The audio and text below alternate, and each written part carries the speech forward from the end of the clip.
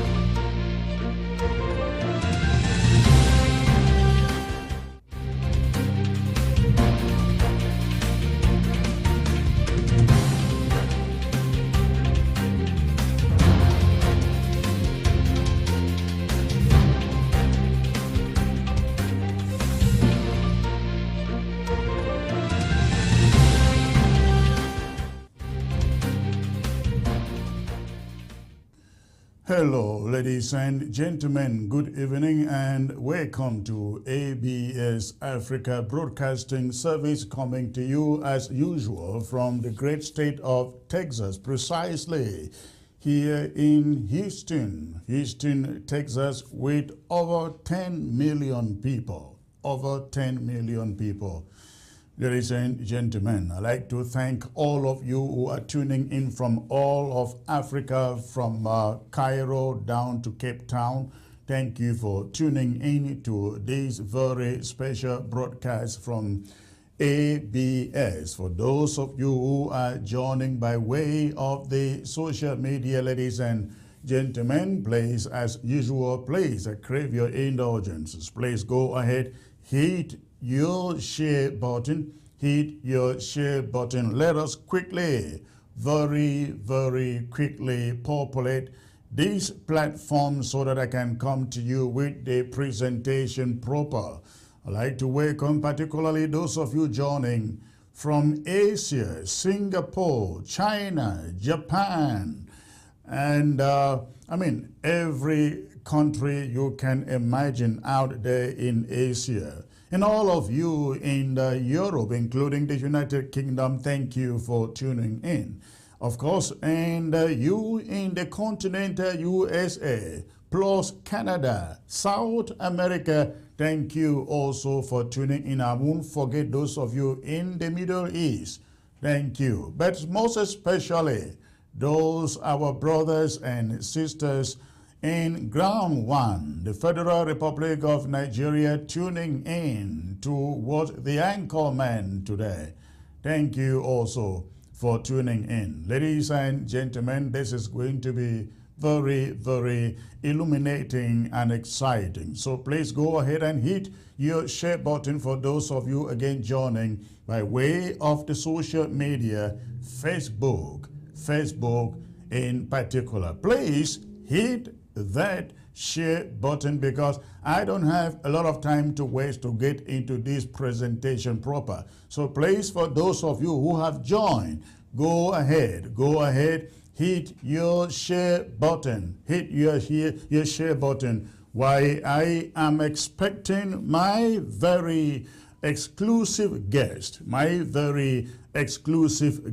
to join the broadcast tonight. Again, this is going to be very, very educative and illuminating, ladies and gentlemen. Very, very educative and illuminating. So go ahead and you hit your share button. Go ahead and you hit your share button. Let us quickly populate the platform. I come to you today with two very important guests. I will be having the Foreign Minister of Somaliland. I will also be hosting the Right Honorable Tibor Nagy, former U.S. Undersecretary of State for African Affairs. They all will be joining me for some breaking stories coming out of England, where the United Kingdom House of Commons debated the question of Somaliland's independence, formal recognition as an independent country. They will be joining me. We shall also be talking about what is going on in West Africa, in Burkina Faso, in Mali, in Guinea. I'm going to get their take on these events, ladies and gentlemen. So please go ahead and you quickly hit your share button before they join the broadcast. Thank you once more for tuning in. Please, I will be right back. I will be right back in 1 minute. Don't touch your remote. Don't touch your remote.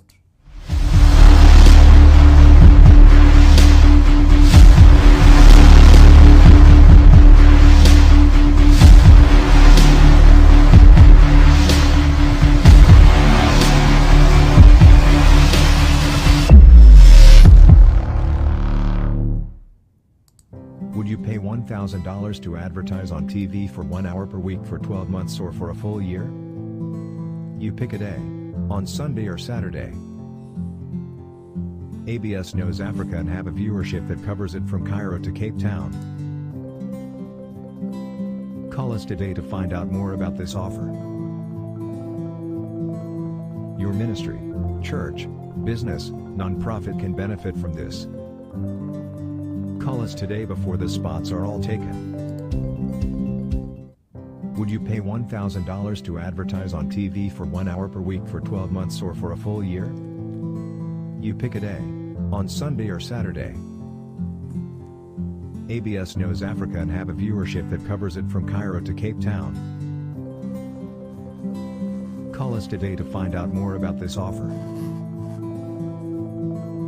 Your ministry, church, business, nonprofit can benefit from this. Call us today before the spots are all taken. Would you pay $1,000 to advertise on TV for 1 hour per week for... All right, ladies and gentlemen, thanks for staying put in there again. This is your anchor man, and I come to you today with a very, very special conversation on what is going on in Somaliland with a debate in the United Kingdom to actualize or to recognize Somaliland's independence. We also will be talking about what is going on in West Africa, precisely in Burkina Faso, Mali, and Guinea. But of course, we will start tonight, ladies and gentlemen, with what is happening at home. I mean, in our own home, referring to Ambazonia. AFCON is over, I should say. It will be over by tomorrow, ladies and gentlemen, in Victoria. And we set out as a people, as Ambazonians, to stop AFCON from taking place in our territory or being forced upon us in our territory.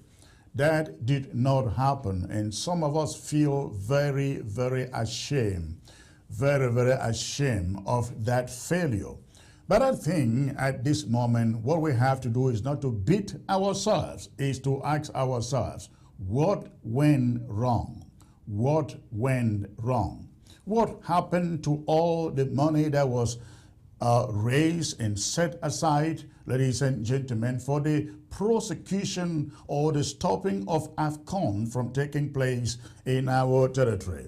We think that the moment of accountability is here. The moment of accountability is here. Ambazonians deserve answers to the question, what happened? Why was AFCON not stopped? Where is the money? Where is the money, ladies and gentlemen? I was part of some of the planning, the discussions that took place before, a few weeks before AFCON started in Victoria.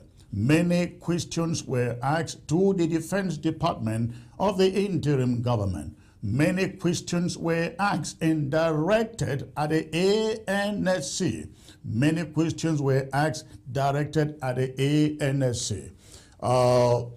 Questions were asked about funding for that project, and there were all assurances. There were all assurances that everything had been put in place to make sure that event turned out to be a non-event, ladies and gentlemen, in our territory. However, we can now say comfortably that that never happened. That never happened. Not just that it didn't happen. The boys, Ambazonia Restoration Forces on the ground are also complaining at this moment. All the money, the funds that were sidelined to sponsor this event, the money never got to them, ladies and gentlemen. The money never got into their hands.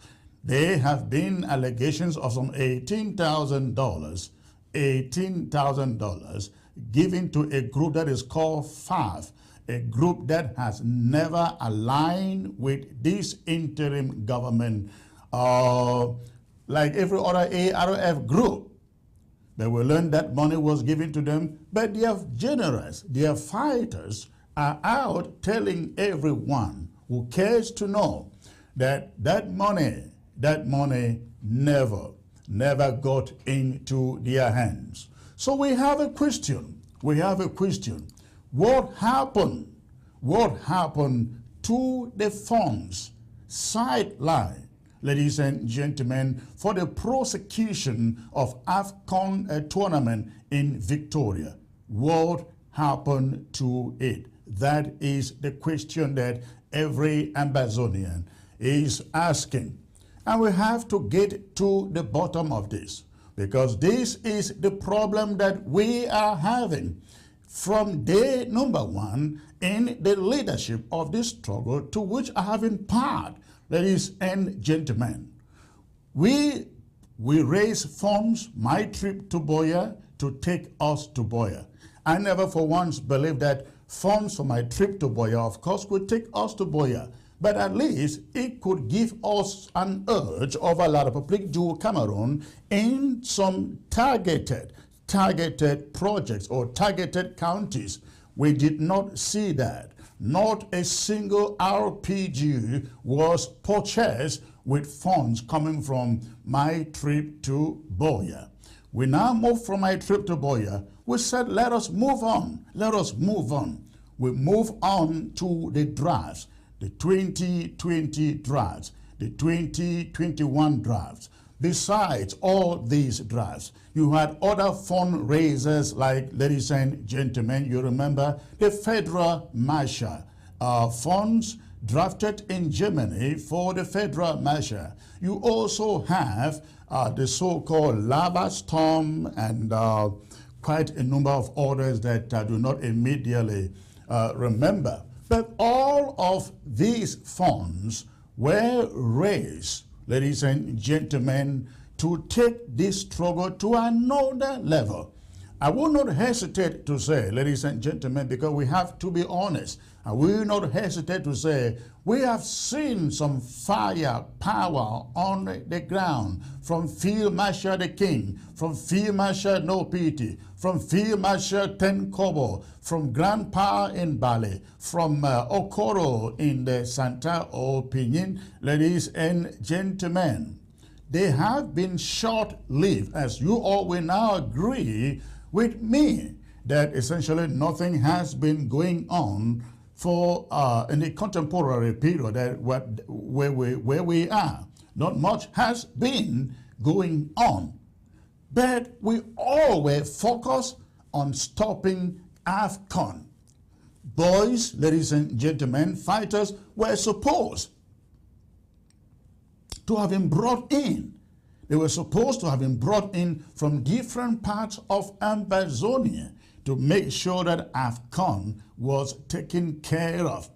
Now, I have heard of allegations of bribery by French Cameroon officials bribing the leadership of this interim government from making sure that they did not disrupt AFCON. Again, the allegations are out there. We are investigating it. But before we get to what La République du Cameroon officials did to corrupt the officials, the leaders of this interim government led by Dr. Ekome Sako, ladies and gentlemen, the first question that every Amazonian should be asking now is, what happened to the funding for AFCON? What happened to that funding? Not only to the special funding, the interim government had the 20% sent in from the counties from the draft. The interim government also had the president's basket that was meant to supplement other expenditure. The interim government put in, FACO drafted close to $100,000. And upon all of these, fellow Amazonians, AFCON was not stopped. Not even a gunshot was heard in Victoria throughout the days AFCON took place there. If this is not a monumental failure in this struggle, I don't know what else that it is. But this speaks to one thing.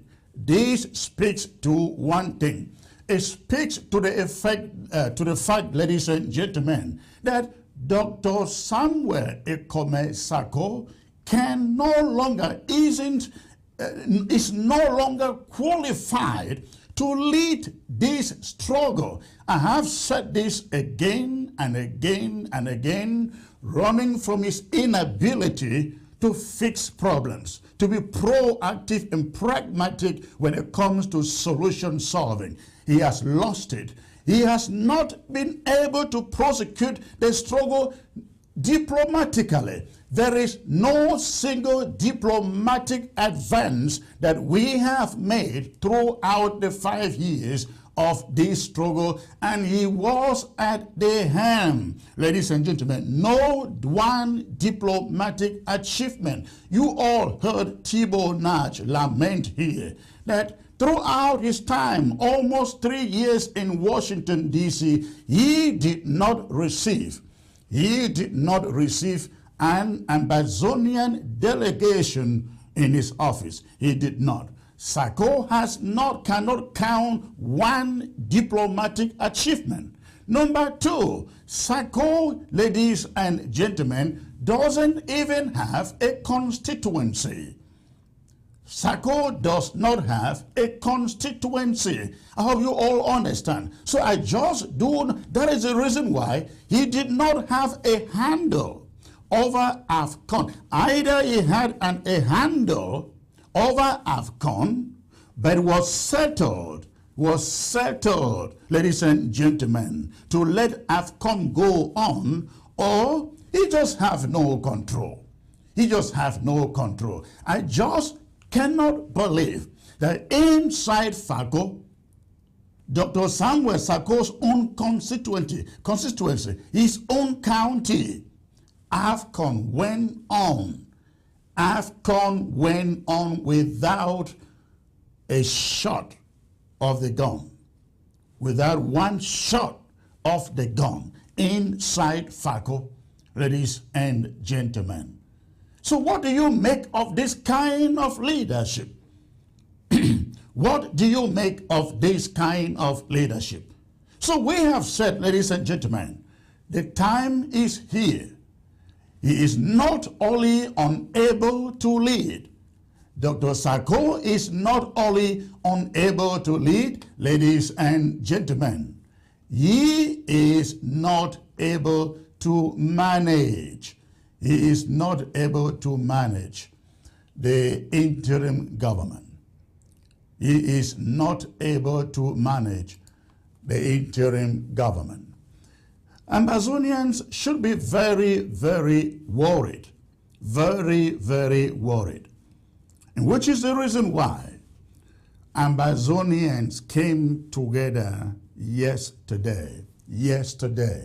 In their numbers, unfortunately, we have learned that some came in into the Zoom Constituent Assembly of yesterday, and they were not able to lock in. They were kicked out. I've got quite a number of people who tried logging in, but they didn't succeed to log in. I've also received information from Ground Zero that many people tried logging in, but they were not also able to log in. We hope that this can be rectified in the very next meeting. But ladies and gentlemen, it was an interesting and powerful, smooth sailing conference that took place yesterday. At the apex, there were 543 Amazonians from across the globe gathered in that Zoom room, and they were united in one thing: impeach Dr. Samuel Ikome Sako. A very strong message was sent to the members of the Restoration Council. Let me say this first. At a meeting were representatives of the Restoration Council who came there with a message from the Restoration Council. And their message was, the Restoration Council has received the impeachment motion sent to it from the last Constituent Assembly. They came to acknowledge that sent by the chairman of the Restoration Council. Now, after they presented their message, a round of questioning went on. But at the end of the questioning, ladies and gentlemen, Amazonians raised a motion giving the Restoration Council 7 days.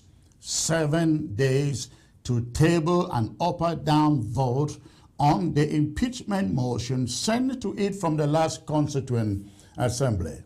Now, they also stated, the motion was tabled for vote.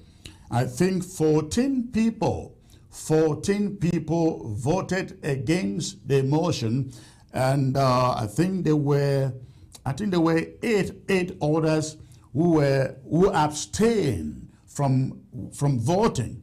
Then members of the Restoration Council who were in the room were not voting. So in total, 518 Amazonians voted for the motion for the Restoration Council to impeach Dr. Samuel Ikome Sako within 7 days. Now, failing which, the Constituent Assembly will reconvene. Failing which, the Constituent Assembly will reconvene. They will reconvene, put up a transitional government, a transitional leadership for the interim government, and then call for a conclave that will scrap the Restoration Council. ladies and gentlemen. That was the message coming out from the restoration, from the Constituent Assembly of yesterday. Once more, they gave the Restoration Council 7 days to impeach Dr. Samuel Ikome-Sako. Number 2, failing any impeachment, the Constituent Assembly will reconvene right after the 7 days to form a transitional leadership and then call for the conclave and scrap the Restoration Council. Ladies and gentlemen, that was the message. That was the message from there yesterday. And so I will be coming back to this detailedly on Monday. On Monday, I'd like you to stay put as I bring you those details in the coming days, ladies and gentlemen. Don't go away. Don't touch your remote. I'll be right back. Would you pay $1,000 to advertise on TV for 1 hour per week for 12 months or for a full year? You pick a day, on Sunday or Saturday. ABS knows Africa and have a viewership that covers it from Cairo to Cape Town. Call us today to find out more about this offer. Your ministry, church, business, nonprofit can benefit from this. Call us today before the spots are all taken. Would you pay $1,000 to advertise on TV for 1 hour per week for 12 months or for a full year? You pick a day, on Sunday or Saturday. ABS knows Africa and have a viewership that covers it from Cairo to Cape Town. Call us today to find out more about this offer. Your ministry, church, business, nonprofit can benefit from this. Call us today before the spots are all taken. All right, thanks for staying put, ladies and gentlemen. As you will recall, today I am having a very special broadcast on, the subject being Somaliland. Somaliland. A week ago, the UK Parliament had a debate, debating whether or not to support a recognized independent Somaliland. The debate was heated, very, very much heated. Now, this is not the first one. Around the world, other nations are debating, talking about the US, the European Union, debating whether or not to recognize the independence of Somaliland. Now, this is happening 30 years after Somaliland began to govern itself. Today, I'd like you to stay put, please. I'd like you to stay put. Take a look at this.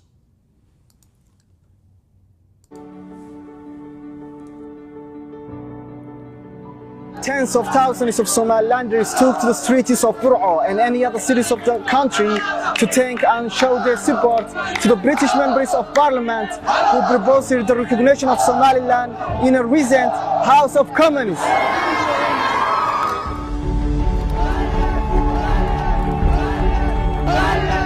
Somaliland is an independent, peaceful and stable nation on the Horn of Africa.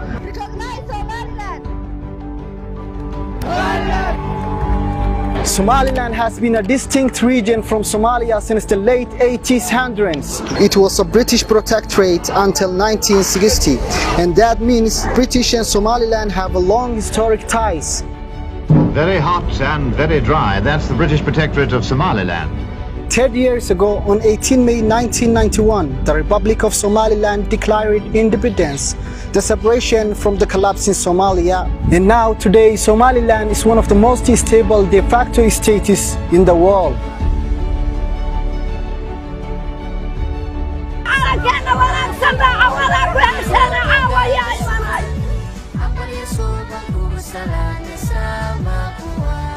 It has a clearly demarcated territory. It has its own flag, its own constitution, military, parliament, currency, nation identity, and its own passport.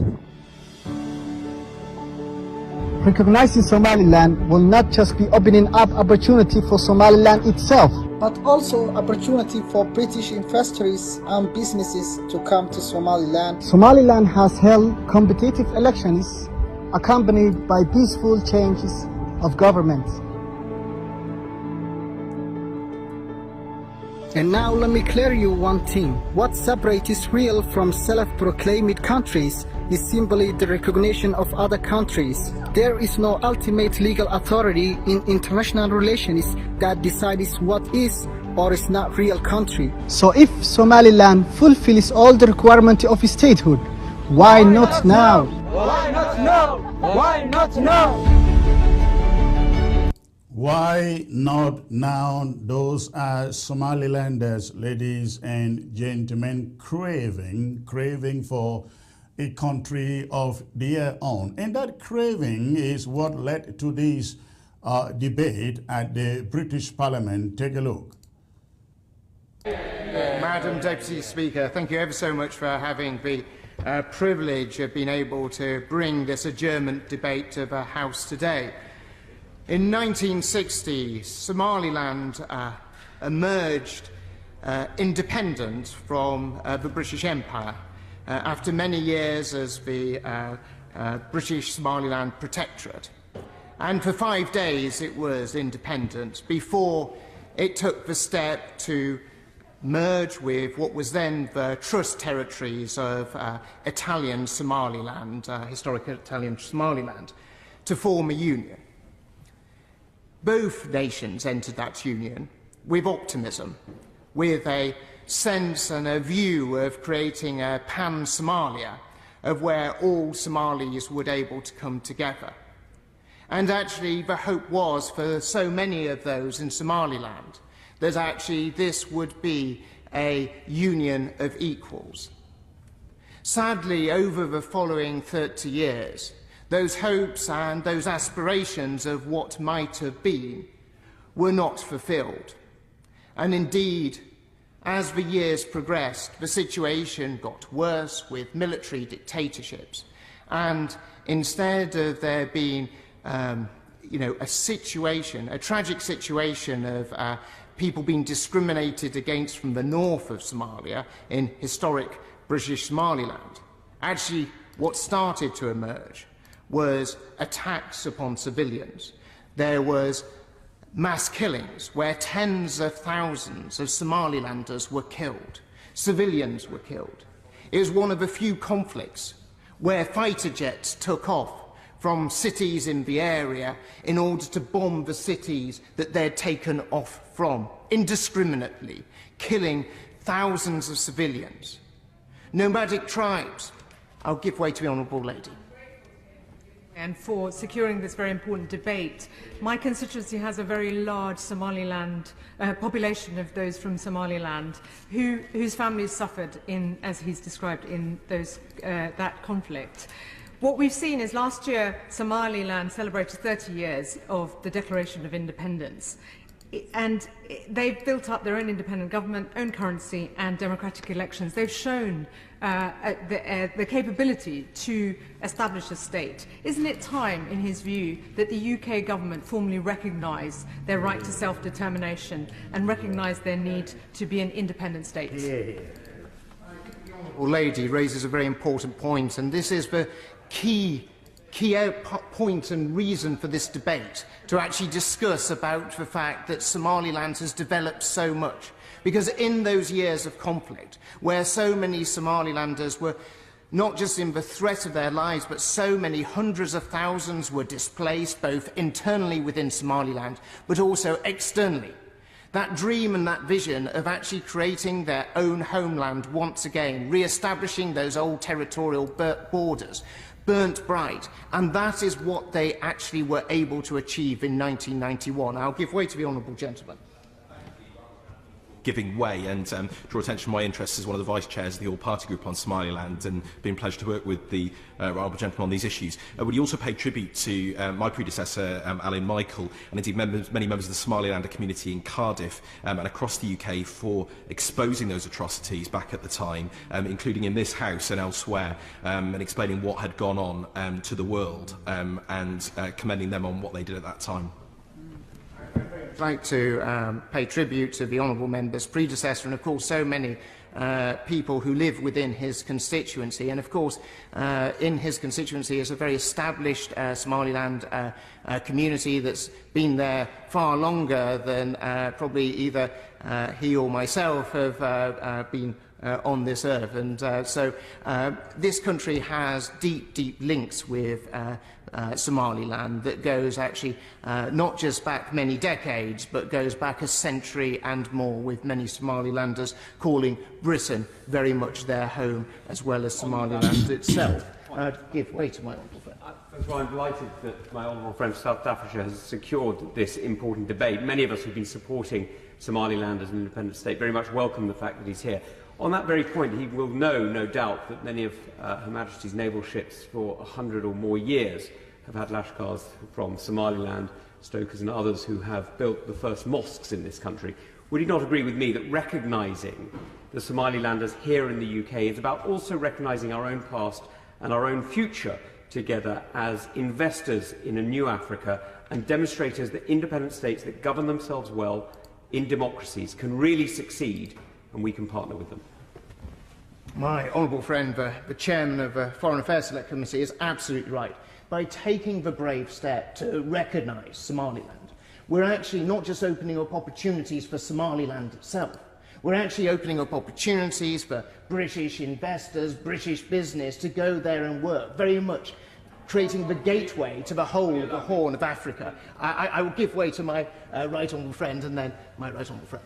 I'm very grateful indeed to my right honourable friend, who has brought this most important subject to the floor of the House. Can I tell him that I have visited Hargeisa when I was Secretary of State for International Development, and indeed we spent quite a lot of time on exactly the issues he and the Chairman of the Foreign Affairs Select Committee have just raised. There is an enormous degree of normalcy there.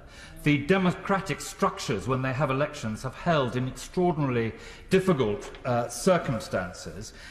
There is proper governance. I've travelled on a bus in Hargeisa that was a result of British investment. And the case he's making about Somaliland becoming an independent state is one which the Foreign Office normally take the view that they don't want to lead it, but they would support it. But is he aware that the African Union is at least passively acquiescent in that view, if not actively supportive? Well, on both areas that my right honourable friend raises, he's absolutely right. You know, you fly into Hargeisa Airport, it is a safe place in order to be able to visit. You can get a bus to the centre of Hargeisa, as my right honourable friend did. And when I visited, I must confess I didn't get a bus, but I will endeavour to do so next time I do visit. And he's equally right. You know, this is an opportunity. The Foreign and Commonwealth and Development Office so often want to be led on these issues. There is a moment, sometimes, for Britain to lead as against to be led. I give way to my right honourable friend, the member for Elmet, first. Thank you, Madam. So I'm most grateful to my right honourable friend. And I think my right honourable friend makes an important point about leading the world, because we have seen throughout the world that where Western nations don't get involved, China does. And when we've had many discussions in this House recently about the influence of China. So does my right honourable friend agree with me, when you look at the development taking place in Somaliland, that actually there are strategic interests in our country and in Western countries to not just see what happens, but to actually take an active leading role and not allow that vacuum to be filled by those who perhaps we have difficulties with? All right, and while that debate was going on in the UK, ladies and gentlemen, there was an event also taking place in Hargeisa, the capital of Somaliland, where they went out in their numbers,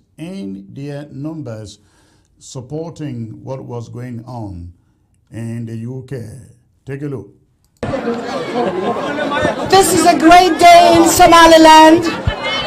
It's a day when we have the government, the people, the youth, the women, and all Somalilanders in one voice are sending our appreciation and our congratulations to the brave women and men in the British Parliament who voiced their opinion for justice for Somaliland.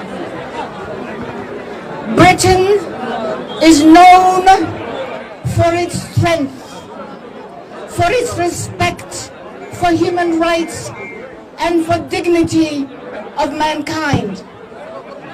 Britain was our friend when Somaliland was the British Somaliland Protectorate. Britain is the power who we shared feelings with, strength with, during World War I and during World War II. Somalilanders fought in Burma alongside with the British troops. They fought oppression.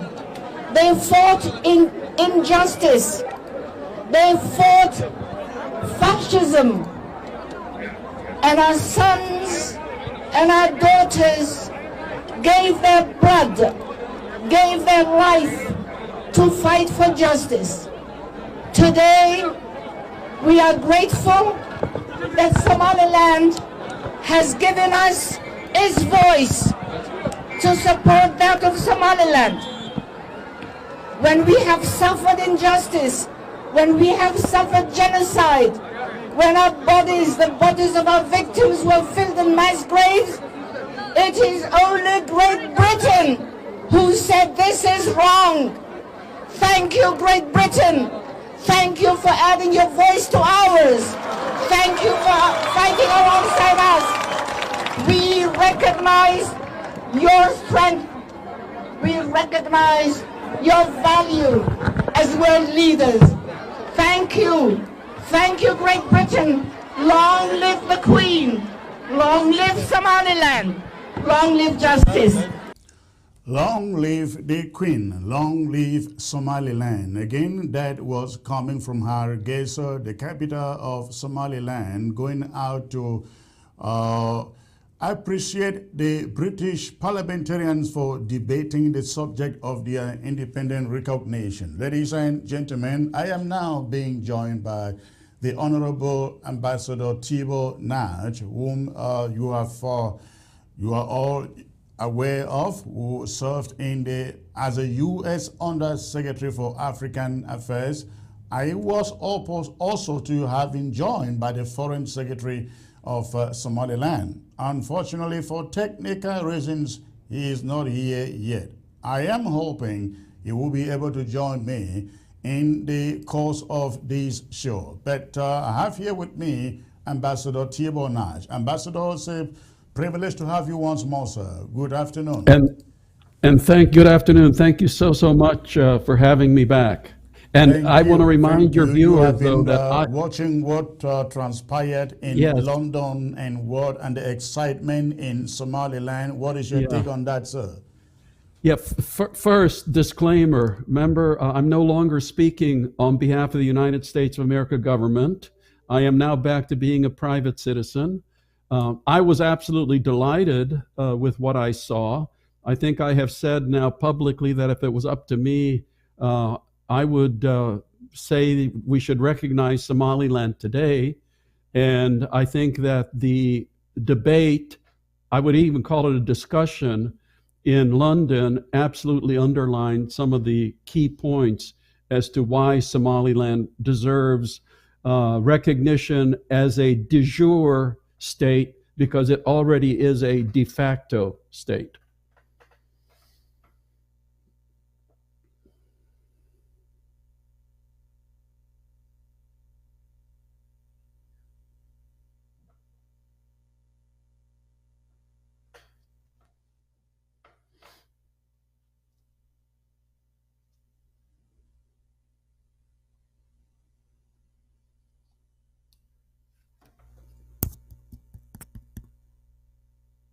Oh, I'm sorry about that. Yes, if you followed that debate on the floor in the UK, the question of a referendum came up. One of the MPs said, isn't it time for Somaliland to have a referendum to decide its sovereignty? Somalilanders say, however, they've had one. They've had one before. Why does the West want Somaliland to have another referendum, sir? Well, again, not speaking for the West, the only reason it would make sense to have a referendum would be just to put even more weight on the scale in favor of recognition, because I think it's clear that there is massive support in Somaliland for statehood, for nationhood. But whenever you have a referendum, I think if you go back and look at the referendum that there was when Eritrea was going to become an independent nation, what the massive numbers were, or the massive numbers in South Sudan. So it's always good to have, one more very heavy piece of evidence that the people supporting Somaliland can say, see, look, such a huge proportion of the population supports this. Not a year ago, not 10 years ago, but today. So you are saying, therefore, that in spite of the fact that they had a referendum, one is still very important? It's not critically important, but it certainly would add weight to that. I mean, to get to recognition, you have to have a certain amount of what I would call public diplomacy, which is public relations, to persuade those bodies of the world that are important to be on your side. And, a referendum that was, say, supervised by an internationally recognized, objective organization would certainly add weight to their case. I know that the last time we discussed this subject, you brought on the factor of the African Union. Now, the West beginning to talk about recognition of Somaliland in spite of the fact that the African Union remains quiet. Yeah, remaining quiet is, in my view, a positive step. What would be very negative is if the African Union was making a lot of noise saying, don't even think about this, we oppose it, all of our members oppose it. I mean, again, we have to deal with the real world, not the world that we wish. And the African Union is definitely going to be a factor because they speak for, 52 African countries. So, they will have to be considered, but that's not to say that key countries in the world could say, yes, we recognize the fact that the African Union would not be happy about this, but we believe that there are so many more reasons to go ahead with recognition. Wouldn't that same argument apply to other conflicts in Africa where the African Union has essentially been silent? Well, we have to look at every single thing on its own case. As we discussed, I believe, last time, one of the big reasons for the African Union to oppose these types of, processes is because of so many member states have their own problems with regions within those states who might want to seek independence. Immediately comes to mind, of course, Ambazonia and Cameroon, Azawad with Mali, and then the big one, which has already had a horrendous war fought over it, is Eastern Nigeria or Biafra. Yeah, it's great you talked about Mali. You have Mali, Burkina Faso, Guinea, where there have been uprisings and change of leadership there, and what the ECOWAS, which is essentially the AU, saying we don't recognize what Mali is doing, and they prefer sanctions from France against Mali. But the Malians and their leaders are standing up and saying we are our own people, we want to make our own choices, we no longer need the French. In fact, they revoked French as an official language. What is your take on what is going on in Mali, Burkina Faso, Guinea? Guinea, yeah. You know, you raise an extremely, extremely important point in today's world. The question here is, what are the people of a country supposed to do when they cannot change their government democratically? Either when you have presidents that extend their own offices, you know, to last for as long as they live, or they have elections which are anything but free and fair. And you have such a huge frustration build up amongst the people. And oftentimes, let's be real, you know, oftentimes it's the armed forces in a country that represents the population. So we have this model, not just in the West, but we have this model in the international community that a coup d'etat needs to be opposed, right? You know, that is the model. But then the situations you point out really introduce a very, very interesting geopolitical factor. Is there such a thing as a coup which responds to the popular will? So, you know, when a coup happens, everybody goes to the playbook and it says the first thing you do is you denounce a coup and you urge the soldiers to go back to the barracks and, you know, bring back the former head of state. But we have seen now some select events. For example, when Sudanese President Bashir was overthrown, you saw that no one really called it a coup, did they? Yeah, they kind of shook their head and said, yeah, no, that was a popular revolution. So we are now getting to the point, frankly, where you have to look at these events and say, okay, was this a traditional military coup, which is for the interests of some colonel or general, or is this a popular expression? So I think the world will be needing, moving forward, to look at a new model depending on how many more of these types of events happen. It is interesting you call it a new model, yet African leaders seem not to see it as a new model. I mean, I'm referring to ECOWAS here, where they would prefer that the French lord over the Malians than Malians taking care of their own business. Yeah, you know, you have a certain amount of interest, don't you, when you have a group of presidents who themselves might be vulnerable to this type of a situation. Of course, you know, when they fly into a capital, then the decisions they take, you have to assume will have a certain amount of self-interest. It'll be interesting to see. I think ECOWAS is getting together to see how they're going to respond to the Ouagadougou coup, and we will see what comes out of that. So, you know, I'm coming from the classical view on this, but I have to say that these recent events have not been the old form of you know, the Sergeant Doe taking over the government. Yeah. Well, let's get back to Somaliland. Again, we see the effort in the British Parliament to push for the recognition of Somaliland as an independent state. Now, of course, everybody knows for 30 years, Somaliland has ruled itself. Security there is great. I mean, I went there and walked the streets of Hargeisa and I saw money in trucks on the streets of Hargeisa. I was like, there have to be lots and lots of security in this country for people to carry money in trucks along the street to exchange. With the effort that we see in London, what do you think about America, the Germans, the Italians, the Canadians, the French, perhaps doing the same thing to push that initiative to the expected end?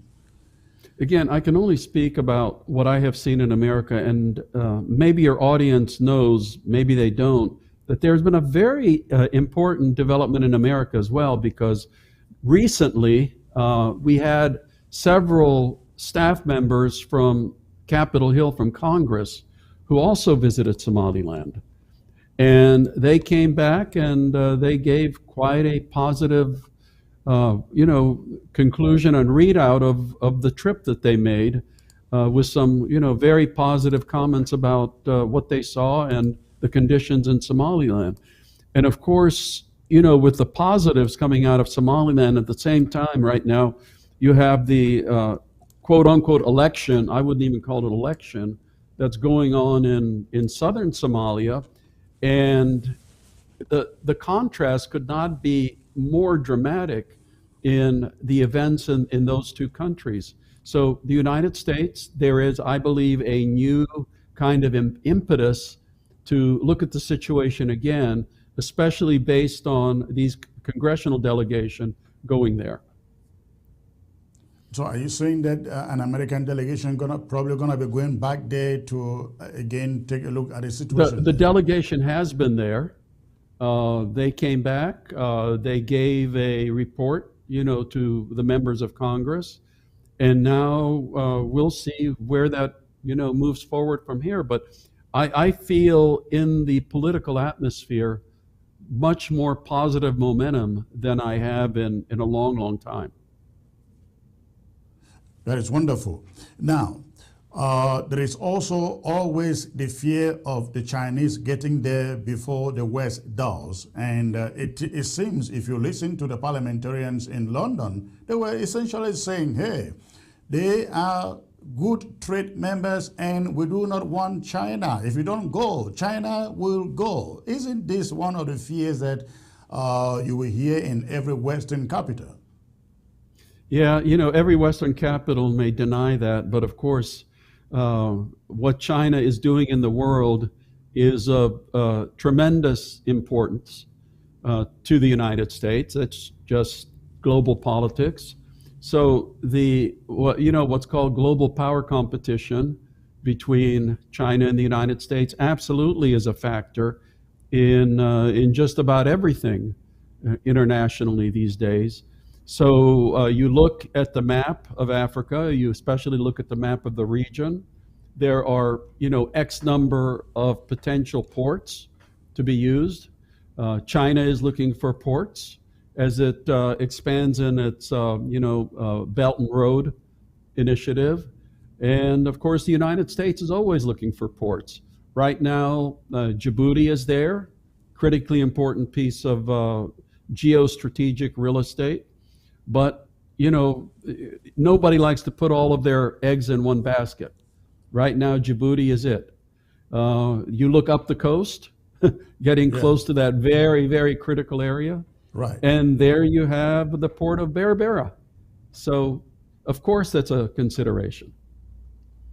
All right. If I may ask, what do you think of the fact that Somaliland has survived all these years without any foreign support, no debt? The Chinese have not gotten there. I think the only country that is there is insignificant. I think Taiwan, or I think it's Taiwan, if I'm not wrong. That is the only country that I saw that they told me is there, but they have done everything by themselves. In fact, I was told the streets are built with private money. Everything, you go there, you see skyscrapers. You will not believe you are in a country that hasn't gotten independence or international help. What do you make of that fact? I think it is notable. I think it deserves tremendous credit. I wish other countries in Africa could say the same thing. If you look at all the billions and billions and billions of dollars that have been poured into so many countries, and you look at the results, and they are much, much less than what has happened in Somaliland with not a penny, of foreign assistance. It is commendable. And not only, as you said, is Somaliland holding its own, but right now, and I think the situation is very tragic, that Somaliland is the country in the Horn of Africa which is exporting stability instead of instability. And as you said, they did this all by themselves, and it should be an example to other countries. When you were under Secretary of State for Africa, what was U.S. policy towards Somaliland, and is it still the same today? U.S. policy towards Somaliland was basically that There's not going to be formal recognition. We were talking about it. I thought even then the momentum was there because of the positive attributes of Somaliland versus the negatives going on in other places. But, I want to get back to real geopolitics, because in geopolitics you have 24 hours in the day, you have so much oxygen in the room, and when you have major events happening like the northern Ethiopian war, the crisis going on in Sudan, terrorism in the Sahel, Boko Haram and ISIS in Nigeria, Eastern Congo, Al-Shabaab in Mozambique, in a different Al-Shabaab than in Somalia, then those are the issues that take up all the attention. If it was a quiet continent and people actually had time to reflect on these other issues, then you could say, okay, let's move forward. Here's this wonderful story called Somaliland, which is not creating a crisis. It's not taking up any attention. So let's move forward on that. It's just that the geopolitical realities are such that it's the crises that take up all the attention and take up all the time. So is this still the same situation, the same policy that the U.S. is pursuing today? Well, again, I can't speak for official U.S. policy, but, American foreign policy is the purview of the president, but the U.S. Congress has an awful lot of input into foreign policy. But even beyond the U.S. Congress, U.S. citizens do. Many African diaspora groups in the United States are extremely active politically. You can look at for example, the Ethiopians are very active politically, and they also have a great deal of input into how our foreign policy is made. So as the case of Somaliland becomes known, especially on Capitol Hill, then you can imagine that there will be some political pressure coming in to take another look at Somaliland with the, to see what more can the United States do to move the relationship forward.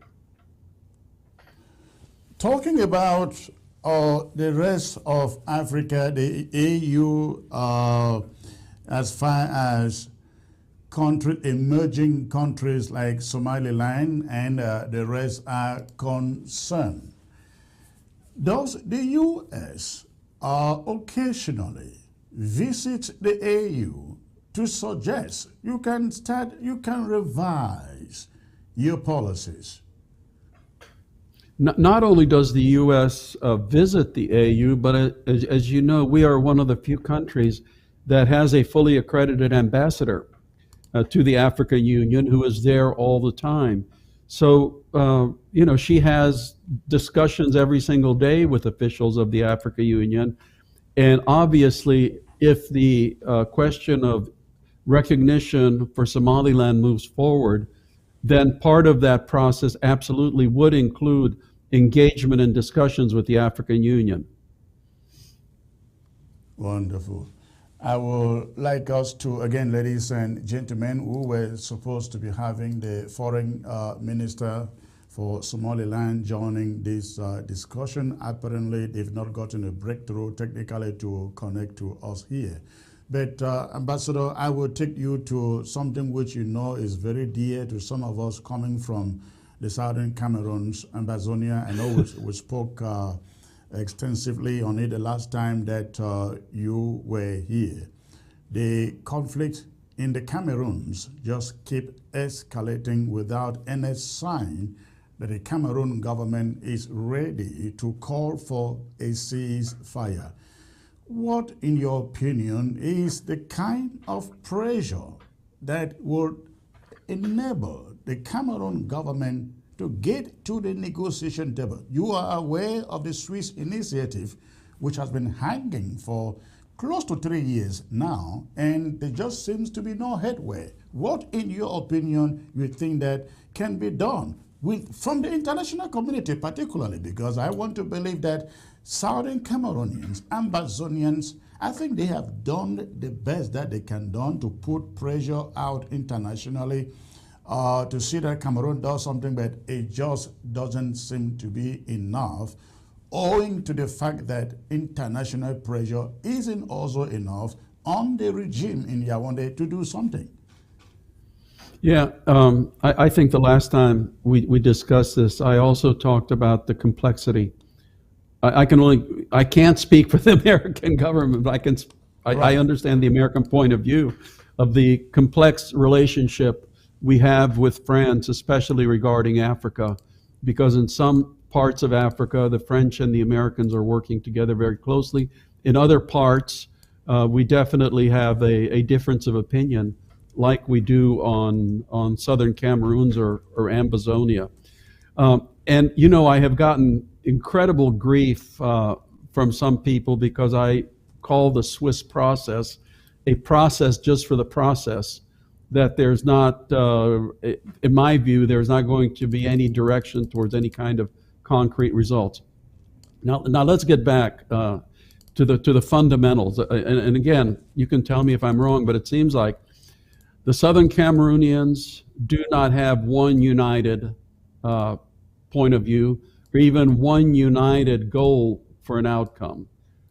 But the Cameroonian government also is split, because as we all well know, that within the Cameroonian government there are factions that support a negotiated settlement with the Anglophones, but there are also very, very hardcore factions which are telling President Biya every day that you just have to hang in there with the military solution, that that eventually the military will pacify southern Cameroons.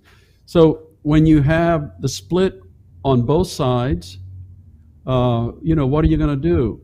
I mean, you said that the Southern Cameroonians have done everything possible. I hate to disagree with you, but on this regard, I do disagree.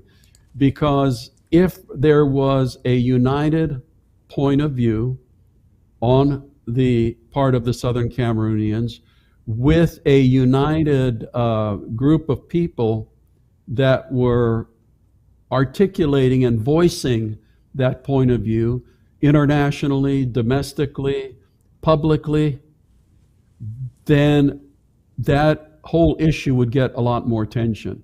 Because frankly, right now, the international community looks at that crisis, they throw up their hand and they basically say, well, last week we heard from this group of Cameroonians, they said X. Next week we're going to hear from this group and they're going to say Y. The government is telling us this. We have people showing us these awful videos and photographs of atrocities. And then the Cameroonian ambassador comes in with his own book showing pictures of teachers who've had their hands cut off because they dared to open their school by the Ambazonians. Whenever there is a complex situation like that going on, it's very, very difficult for the international community to have a response. But when you look at the mayhem, the destruction, the killings, the razing of villages on the ground, and it is known, human rights groups have written reports indicting the government of Cameroon for most of this mayhem, the killings. Radio France International said recently that many people say, international groups say 3,000 people have been killed, but actually 30,000 have been killed throughout the 5 years. We see the charred villages in towns burned by French Cameroon soldiers. Isn't this enough? Isn't this enough to get the international community look beyond the differences within Ambazonia to say, we've got to stop these killings? Not only is it enough, but it's way past time. But again, let's talk about the world that it is and not the world we want to be. How long has the crisis been going on in the Eastern Congo? And how many thousands or hundreds of thousands of people have been killed there? And what has the world done to address that crisis? And I can just say zero, basically zero. More recently, look at what's going on in Yemen. Look at what's going on in Syria. The way to get international involvement, and I'll tell you again, I hate to use the word public relations or public diplomacy, but it really does amount to having a unified position, having the same set of people presenting it, and that would raise international attention instead of this going off in so many different directions, one after the other. The last time I had you here, you made mention of the fact that throughout your tenure in D.C. with President Trump, your doors were never knocked at by any Ambazonian group. Right after that interview, there were quite a number of disclaimers from some Ambazonians who said, no, they didn't knock your door, you didn't open the door. Yeah, here's the deal. Let me clarify. There were a whole bunch of Ambazonians who got in touch with the State Department wanting to speak to the Assistant Secretary. But this gets back to the fundamental problem I just mentioned. There was not one organization which represented the conflict in southern Cameroon. There were a variety. If I had wanted to, I could have met with a different Ambazonian delegation every single week. As I said, the Assistant Secretary of State for African Affairs has 48 countries to deal with. Can you imagine, one delegation after another coming by? So we have the United States State Department has a Africa Bureau which covers all of those countries, and there is a desk that covers Cameroon. It's the Office of Central African Affairs. And I do know that people below me did have quite a few meetings with various factions. But again, I'll go back to the main point. There is not one umbrella or overarching organization which represents the Anglophone point of view. And until that happens, you're going to get the same response from the current administration, because there is not a representative or one group representing the Anglophone population of Cameroon. When we had our revolution back against the British, we had the Continental Congress and we had General George Washington, and the world could look at them and say, these are the people that represent the American colonies who are trying to gain their independence from England. It was not, a different group of Americans every week showing up in Paris or the Netherlands or Madrid or places like that. There has to be unity. There has to be a unified point of view, but there also has to be a unified group of people. Ambassador, you know that in every struggle like this one we are talking about, even in the American struggle, you will recognize the frontliners, those you can consider leaders. The Southern Cameroon struggle, they have the interim government.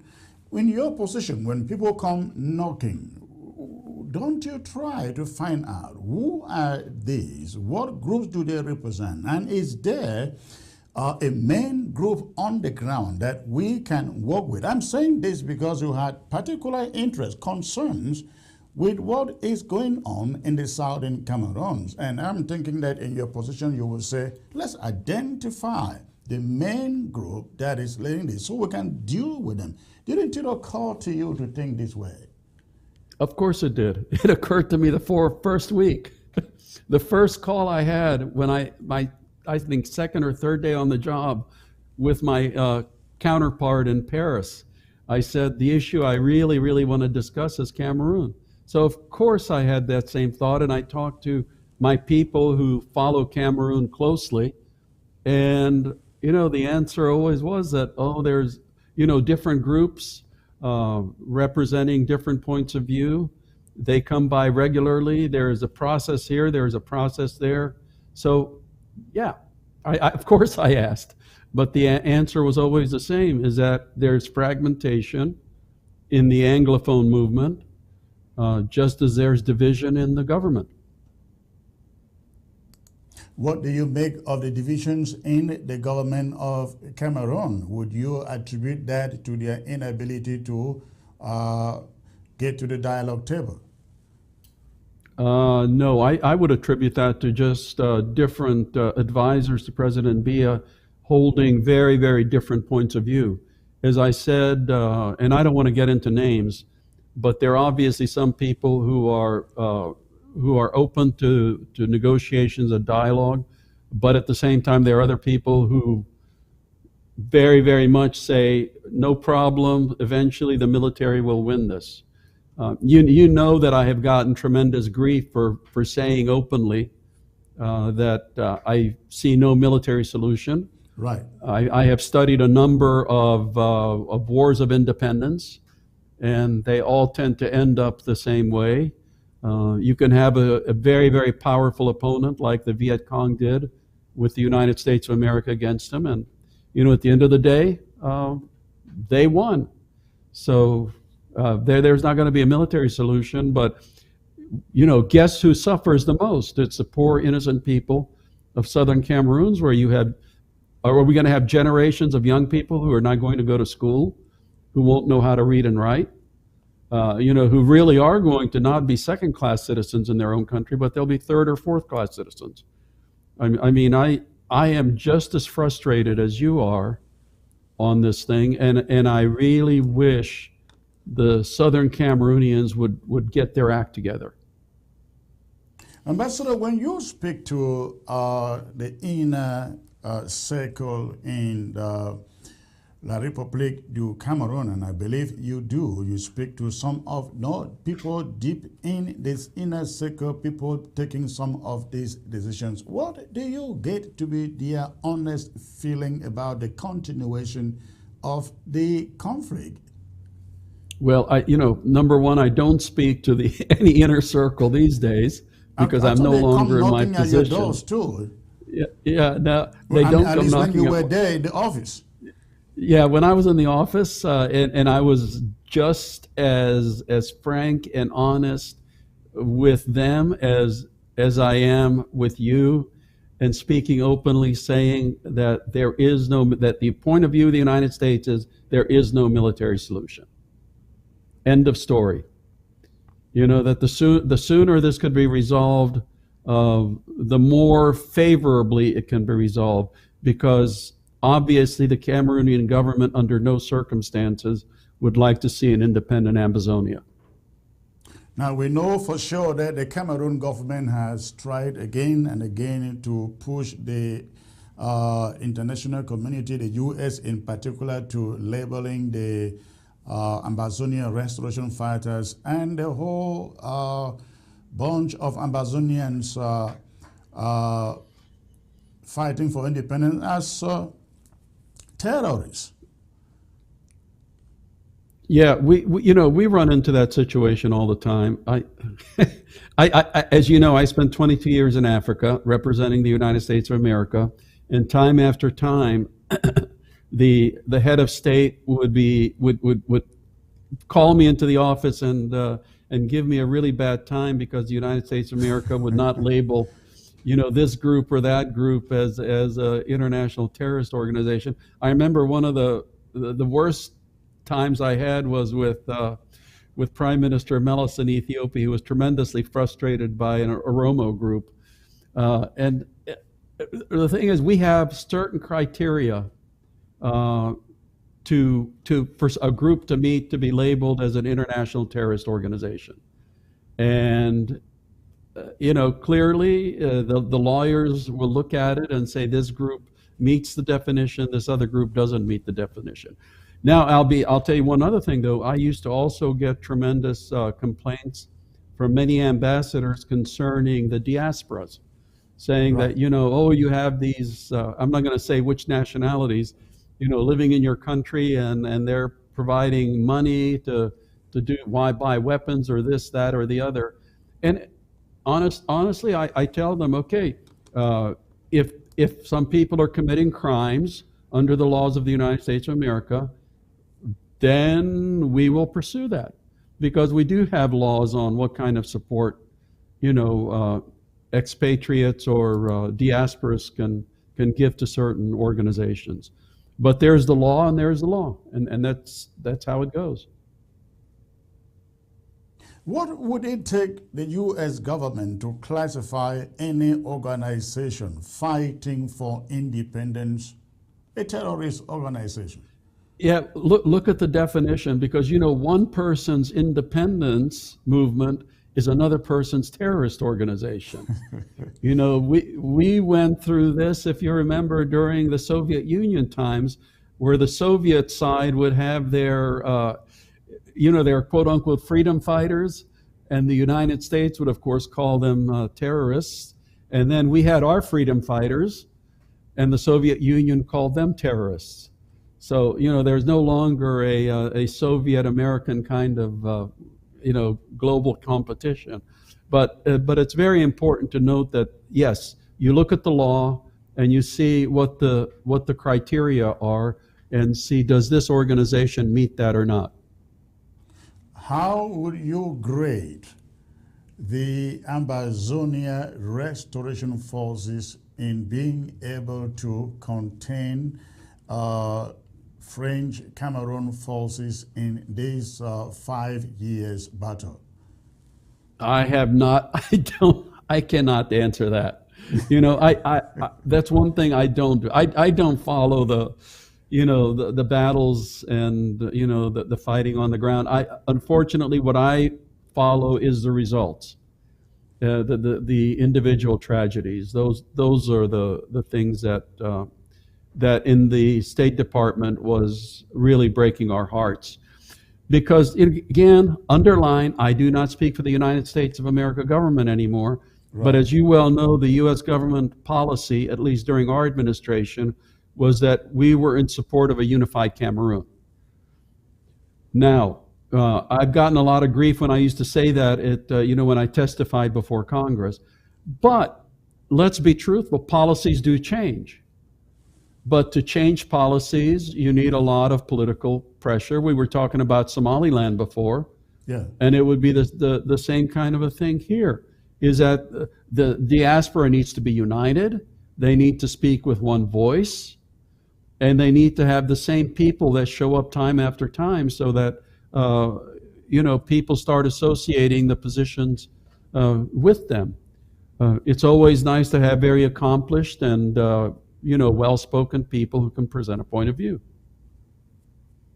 But Ambassador, that is quite difficult, because you really, it would be very unique to find that in any movement, because it is in the nature of man to think that you are not doing it the right way, we can do it better, let's do our own thing.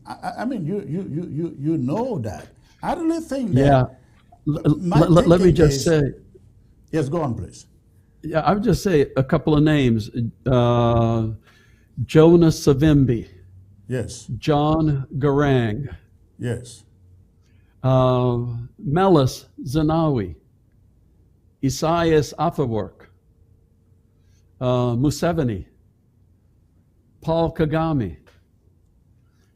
During their times when they were engaged and on the ground, they were all seen by the international community as quite heroic figures. A lot of those people, of course, since that time have changed. We can look at certain of those presidents who've been in. I think President Museveni has been there, almost as long as President Biya? Oh, yeah. I think he's second to President Biya. So, okay, but if you recall, even President Clinton, back in his time, named the young leaders of Africa. And at the time, if you remember the young leaders of Africa, he named, it was Paul Kagame, Museveni, Melis, and Isaias. Those people embodied the movements that they represented. How different South Sudan would be today if John Garang had stayed alive. Of course, Jonas Savimbi lost, but he was seen as quite a heroic, charismatic figure. No, So there all are of people these who embody leaders, them. all of What's these that? leaders you mentioned, they were based in the territory.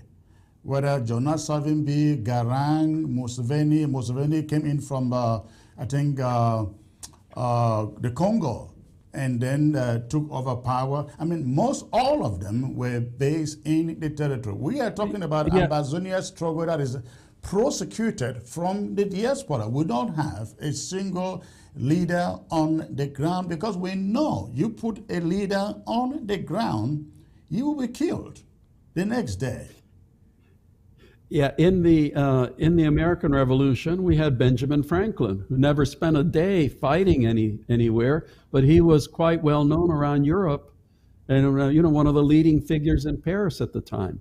And even the leaders I mentioned, they made their share of trips to various capitals, to present what they were trying to do. Are you by any means suggesting that maybe Southern Cameroonians, if they had a leader on the ground who is the main person that the world can point to, putting aside the diaspora, maybe a little bit workable idea? Okay, I'm not into into recommending strategy like that. All I'm saying is, if there were people who were the recognized face of the issues that the Southern Cameroonians are trying to promote, speaking with one voice, then that would be much louder within the cacophony of all of the international events that are going on right now. Ambassador, last time you mentioned being a good friend to Chairman John Fru Indi, and actually traveling up to Bamenda to spend some time with him and have some meetings there. What do you make of the fact that after 30 years, Fru Indi never went close to becoming president of Cameroon, in spite of the population he was pulling behind him in those days? Remember last time I said, read the National Democratic Institute report on that very famous election? Yes. So, who can say with certainty how some of those elections turned out? All I know is, this is now so many years later, but back then he was the face of the opposition, and he was tremendously popular. And read the election report to see how that was conducted. But then many other elections were conducted after that. He never won any. Yeah, well, who knows what he won? You had a visit in your office in D.C. Last year from Maurice Kamto, who was supposed to be the winner of the last presidential election conducted there. He presented himself as taking over, the next man, the man going to take over from Paul Biya. That too didn't happen. What do you make of this? Well, what I make of it is that some elections are much better than any elections. Some elections produce a winner who got the most votes. Some elections produce winners who did not get the most votes. I'm not going to specify which election is which. It's just that realistically, very few elections are absolutely perfect. And we know that there is tremendous power in the incumbency. Some incumbents, put their thumb on the scale. Other incumbents, in addition to putting the thumb on the scale, step on the scale with all of their body weight. So hopefully the time will come when, elections are much, much more representative of results. Earlier, we were talking about Somaliland's elections. And, again, you're talking about a country that has conducted, some of the most honest elections anywhere. Right. I wish we had the foreign minister here. It really puts me at a little difficult position here, but unfortunately we couldn't get him for technical reasons. But Ambassador, if you can, please, for the next few minutes remaining, I know many Southern Cameroonians, Ambazonians would love to ask you a question.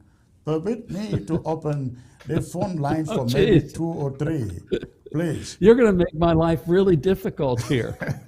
Well, so please let me open the phone lines here, ladies and gentlemen. Before you call, make sure that you shut down the volume of your television set to avoid an echo. So please, the phone number is there. Go ahead, call, have a short, precise question to the ambassador. Okay, I think we got the first caller here. Let's see. Hello. Hello, Sexy Chris. Yes, sir. Good evening, sir. You're calling from Germany, I guess, right? You're right. Okay, quickly, 50 seconds. What is your question, please? Yeah, I have this question to ask Ambassador Tibor Nash. If he was a leader in this Ambazonian revolution, that is, he is an Ambazonian and a leader of one of the factions, what will he be doing right now considering the state of the revolution? Thank you. Ambassador, you got the question. If you were a leader of one of the factions of the Ambazonian group, what would you be doing right now? Well, now, I'm not a leader of any of the factions. I'm not an Ambazonian. I'm a Hungarian American. But in that kind of a struggle, what I would always try to be doing is to unify a movement as much as possible, and to get many of the people as possible behind that unified movement, so it's not fragmented, and there's not so many different factions about. Because just saying that one of the factions, that indicates the fragmentation which exists. All right, let's get to the next caller here. Hello. Yeah, hello, Secretary Chris. Yes, sir. Where are you calling from, please? Yeah, I'm calling from Porto. Porto, what country is that? Porto, that's Portugal. Portugal, okay. What is your question, sir? Briefly. Yeah, my question to the ambassador is that,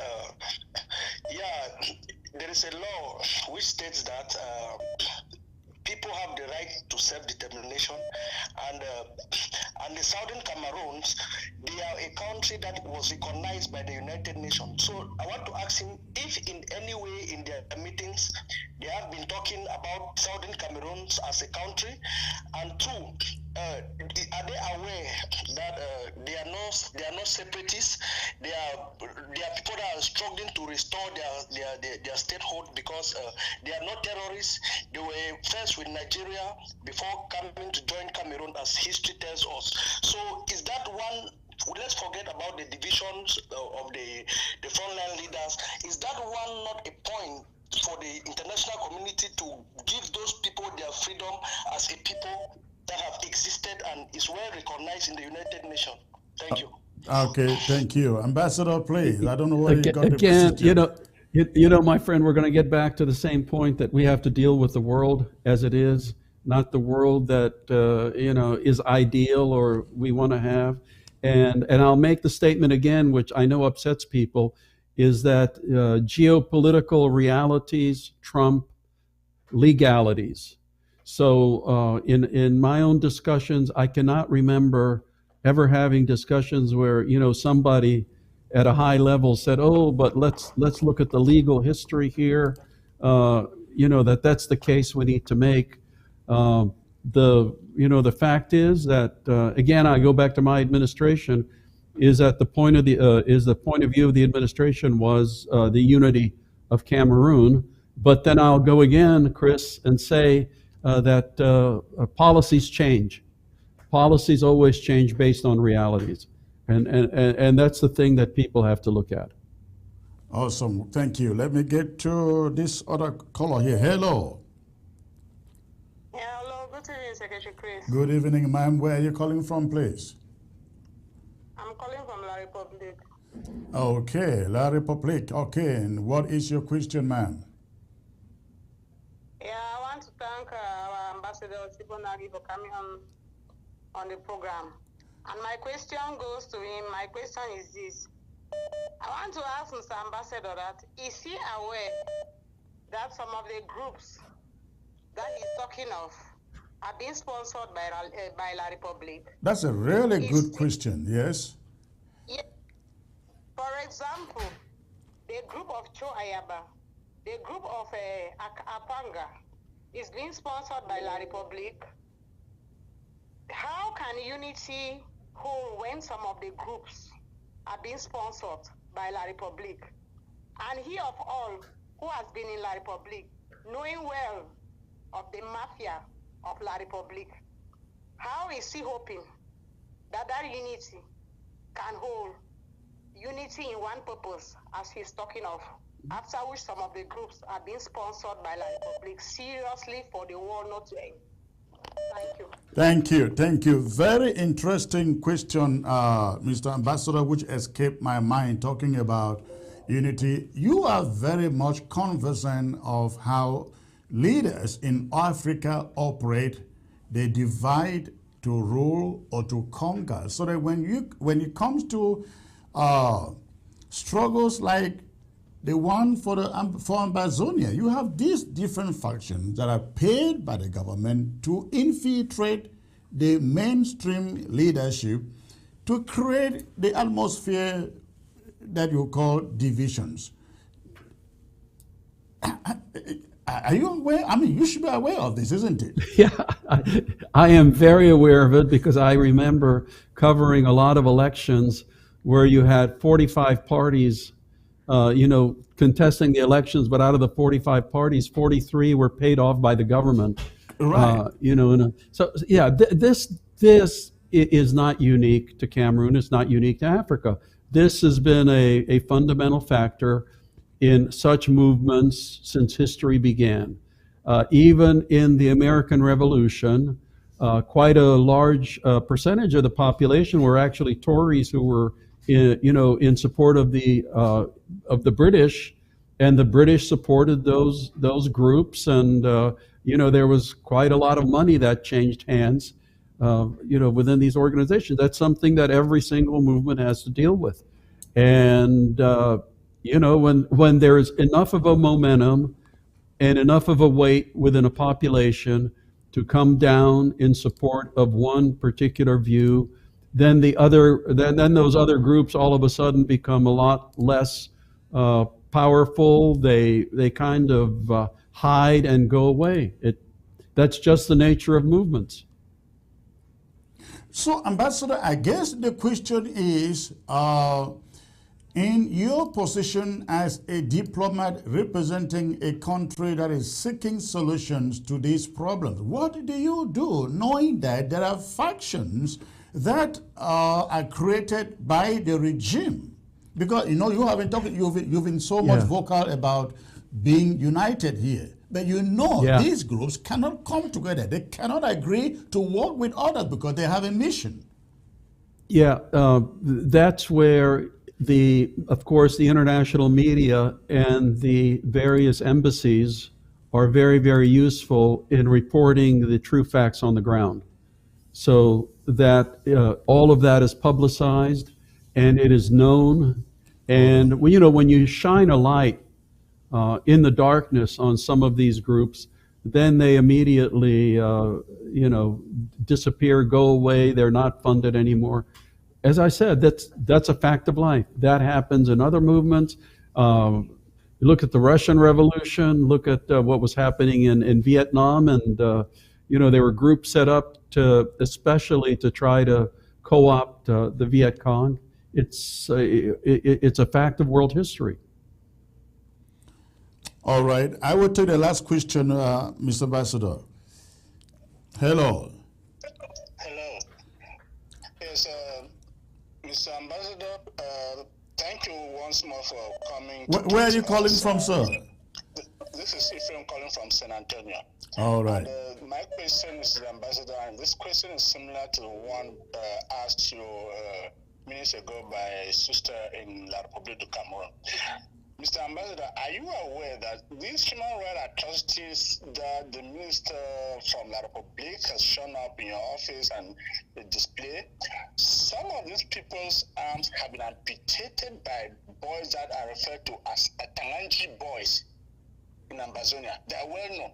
We call them generally Atanganji boys. So Atanganji sets up these groups and they go out and commit these atrocities and they call themselves restoration fighters. They are not. It is well known to the people of Amazonia that these groups exist here and there, and they are set up by Minister Tanganji just to give a bad face to the honest fight being put up by our restoration forces trying to free our land. So they just want to attribute some of these atrocities to our people, and so they send out these groups and they cause this mayhem, cutting hands and kidnapping people. These are Tanganji boys. If you're not very aware of this, please take another look. Thank you. Thank you. Yeah. Hey, Chris. That always came into play. Is the distortion, the deception. An awful thing happens, and immediately you have so many different reports, like the recent assassination of the good senator.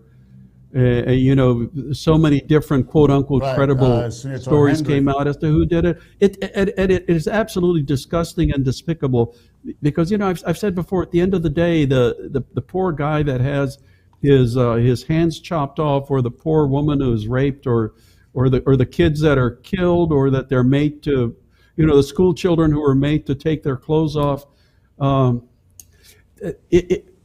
Movements should take responsibility that if they control a territory, then they need to assure that there be peace and tranquility. I mean, at the end of the day, you and I know that fundamentally it is a government's responsibility to provide for the peace. But when there is conflict going on, then it falls to whoever controls the territory that they have to do it. One of the things, and unfortunately, in some of these extremist movements, the population actually goes on the side of what we call the terrorists, because they promote and provide real justice, whereas the government in place was not providing it. The tragedies happen, and different people come in with different books. I had books of awful pictures from both sides, and it turns out that the photos weren't even from the places that they were claiming that they were from, where they happened in a totally different area. As long as all of the sides are trying to use this for public relations, there's going to be horrible, horrible deception. That is a huge tragedy. In these situations, you have, like in Yaoundé, your ambassador, your intelligence officials who are giving you the reality of who is doing what on the ground. I remember the case of the former ambassador, Henry Ballerine. At a point in time, he was very agitative, and he didn't hide it with the government of Cameroon, to say the government of Cameroon was killing innocent people. Yep. I mean, when these reports come to your office or in the State Department office responsible, don't they? Oh, yes, and you should have. You shouldn't hear some of the discussions I had with Cameroonian officials over those exact same things, because our embassy was doing a extremely good job of being able to report on these events. But even when I was in Yaoundé as a deputy ambassador to Ambassador Cook, I remember that we went through a very turbulent period and terrible things happened. And we would get the report from the government side saying, this happened, this happened, this happened. That's when I would go to Bamenda and talk to the people involved and find out that the story was totally different. But each of these things, especially when they happen in areas which are inaccessible, and a diplomat would actually risk their own life going in and trying to investigate it. So you often don't get the facts. All you do is get second or third hand reports. And you and I both know that all sides will exaggerate the incidents. This is not just on one side. I have seen this also firsthand in many countries, that the opposition would say that there was a march in such and such a city and that there were 200 demonstrators killed. And then I would go there and look at the facts and find out that, yes, 3 demonstrators were actually killed, but the facts were a lot different than when they were presented. So people die, people suffer horribly, and there are always contradictory reports on this. That's why control and as peaceful methods as possible is so essential. Well, unfortunately, when it is war, it cannot be peaceful, Mr. Ambassador. For the innocent. For the innocent. For the innocent. All right, let's hope so. No, absolutely. Let's hope so. It is war. It is war. Thank you so much for being my guest again. I look forward to talking with you again, sir. Thank you. You have a good Chris, night. I'm so sorry. I'm sorry. The distinguished minister from Somaliland didn't show up, but I think I presented his case pretty well. Well, you did your best. I wish he was here to confirm that. Thank you very much for showing up, sir. I appreciate it. Take care. God bless you. God bless Cameroon.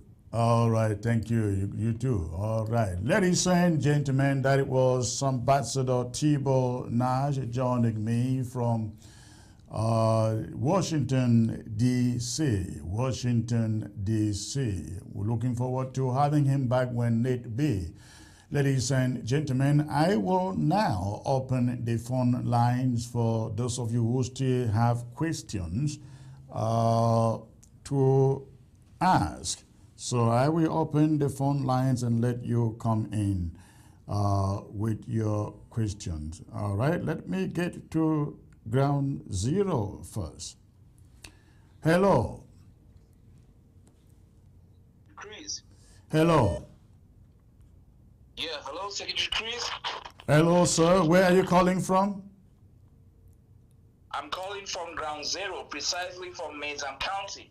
Okay, and what is your contribution, sir? Do you still have Ambassador Tibor Nagy in the studio? He had just left, sir. What was your question? Okay, first of all, I want to applaud you for the initiative, Secretary Chris.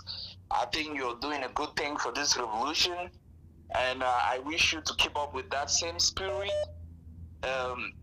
No, you should keep up with the good faith and work for the interests of the people, because you are doing a great and marvelous job now for this revolution, and you could see it with the outcome of the APP yesterday, that the people of Amazonia believe and want to stand for the truth, for a new leadership that is workful. Were you in the meeting? Yes, sir. Oh, wonderful. Okay, I'm glad you are giving the report. Yes, the meeting was over 565 to 600 participants. Well, maybe I didn't see it right. The biggest number I saw was 543. Maybe it was more than that. That was the last biggest figure I saw. But yes, you are right. It was really good. The spirit was good. The prayers from the opening prayers it just took it to another level, isn't it? Yes, sir. Yes, sir. Yes, sir. And that is people could hear our able vice president spoke, somebody with humility, somebody who is open to listen to the people, somebody who is open to debate with the people. That is the spirit. There is no showmanship, and this is the new Amazonia we want. And that is the new Amazonia we want. But my question that I did wish to ask Honorable Tibor Nagy was, his first appearance on your show, he talked about the unified platform, and now the people who pick out the message are the fighters on ground zero. So I wanted to ask him, like, hey, Honorable Tibor Nagy, what is your advice to the fighters on ground zero? Because they are the ones who got your message. Because diaspora is still full with a lot of politics and all this.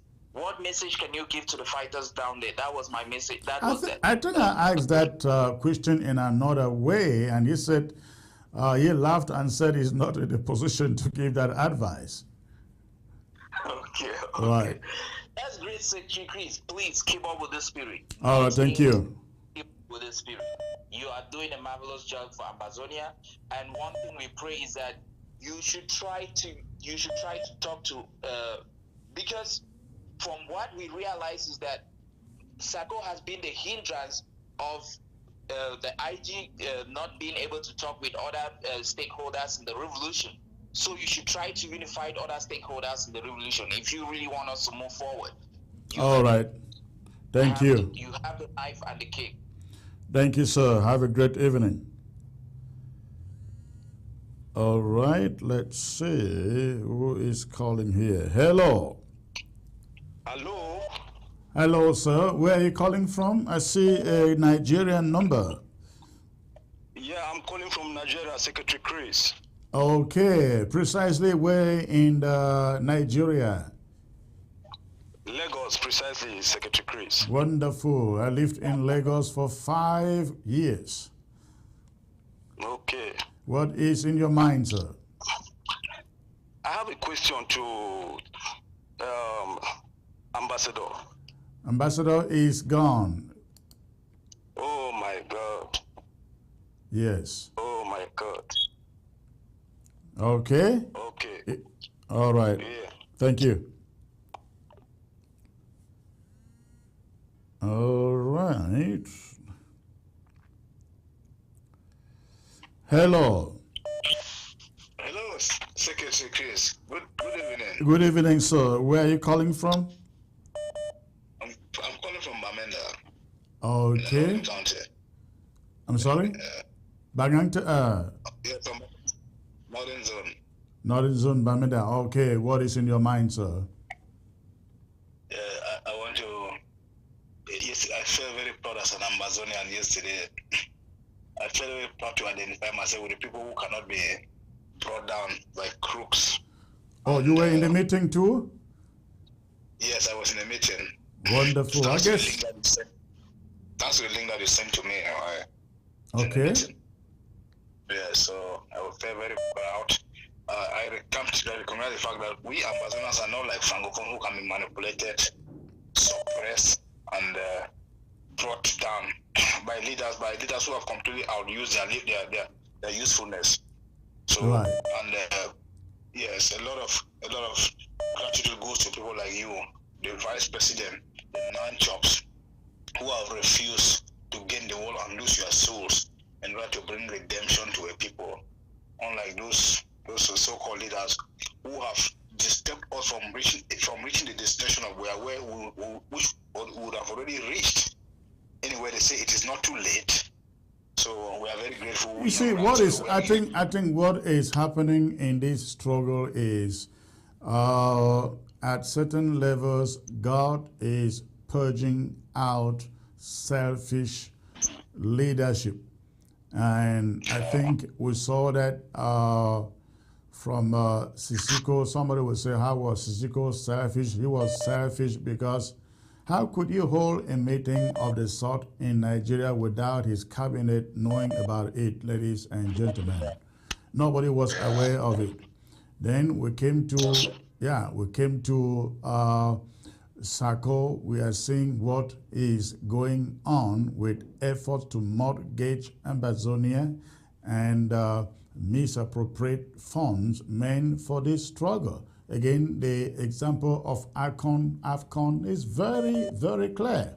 If there were attempts to stop it and they were not successful, it would be a whole different case. But in this case, there was money, but no attempts were made. No attempts were made. We did not see any. Okay, thank you for the call, sir. Thank you. All right. Let's get to the next caller here. Hello. Yes, sir. Good evening, Secretary Chris. Good evening, sir. May I know where you are calling in from, please? Yes, I'm calling from the UAE. Okay, and what is your contribution, sir? My contribution is I want to thank you for the marvelous job you are doing out there, that we should keep on struggling until we get to Ambazonia. Tibor Nagy is still in the stadium? No, he has gone. Okay, it has been long I've spoke to you, and I didn't get the link today to attend the Zoom meeting. Oh, unfortunately, let's believe that next time you will get the link. Yeah, I think the next meeting will be up either in a week or 2 weeks, and we will make sure that all of you on Ground Zero have it on time. No, I'm not on Ground Zero, sir. Oh, where are you? Oh, UAE. Okay. All right, yeah. Thank you. Okay, thank you, sir. All right. Okay, let's see. Hello. Hello. Hello, Secretary Chris.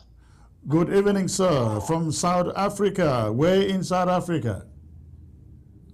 Cape Town, precisely. Cape Town. Okay, and what is your contribution?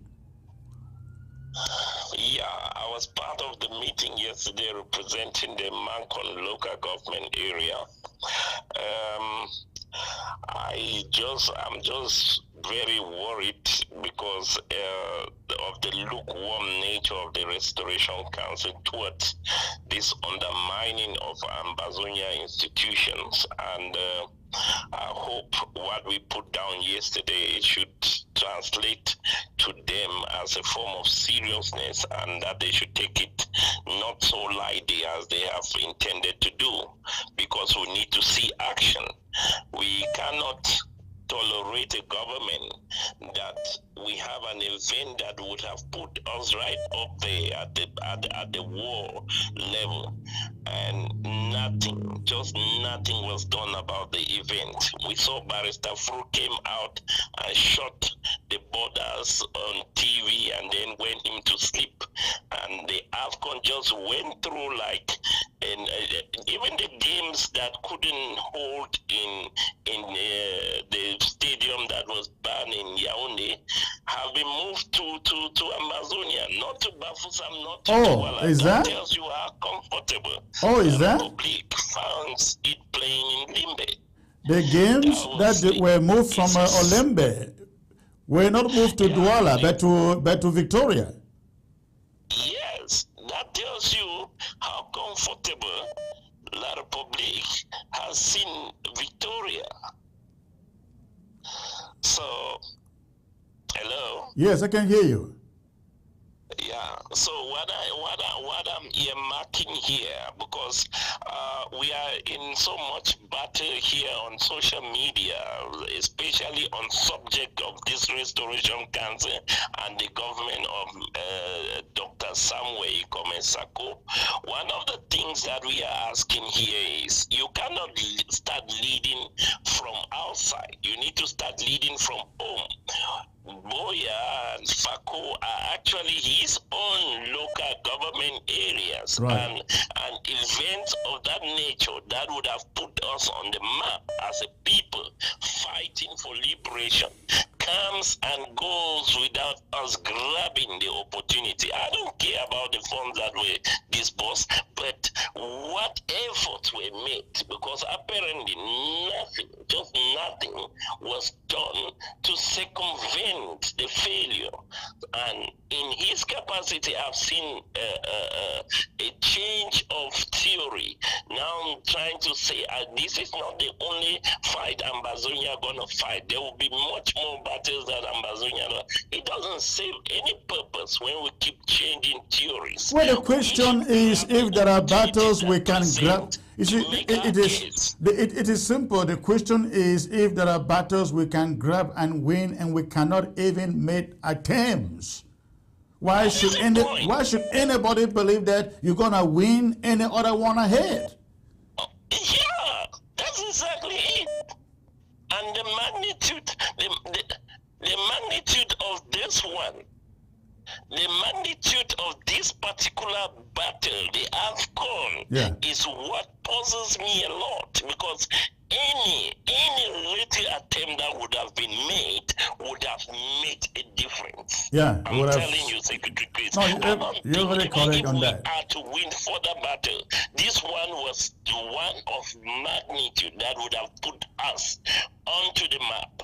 Why no attempts at all? So if we don't want to look, because I am not particularly very concerned about allegations of swindling money or money laundering. I am more concerned about the quality of pragmatic leadership, which is completely absent. What contacts has he made over his tenure of office to deliver Ambazonia? There is just none. An opportunity present from you to fight from within. Again, there was nothing. So those of you or those people who are still behind him, what are you counting on?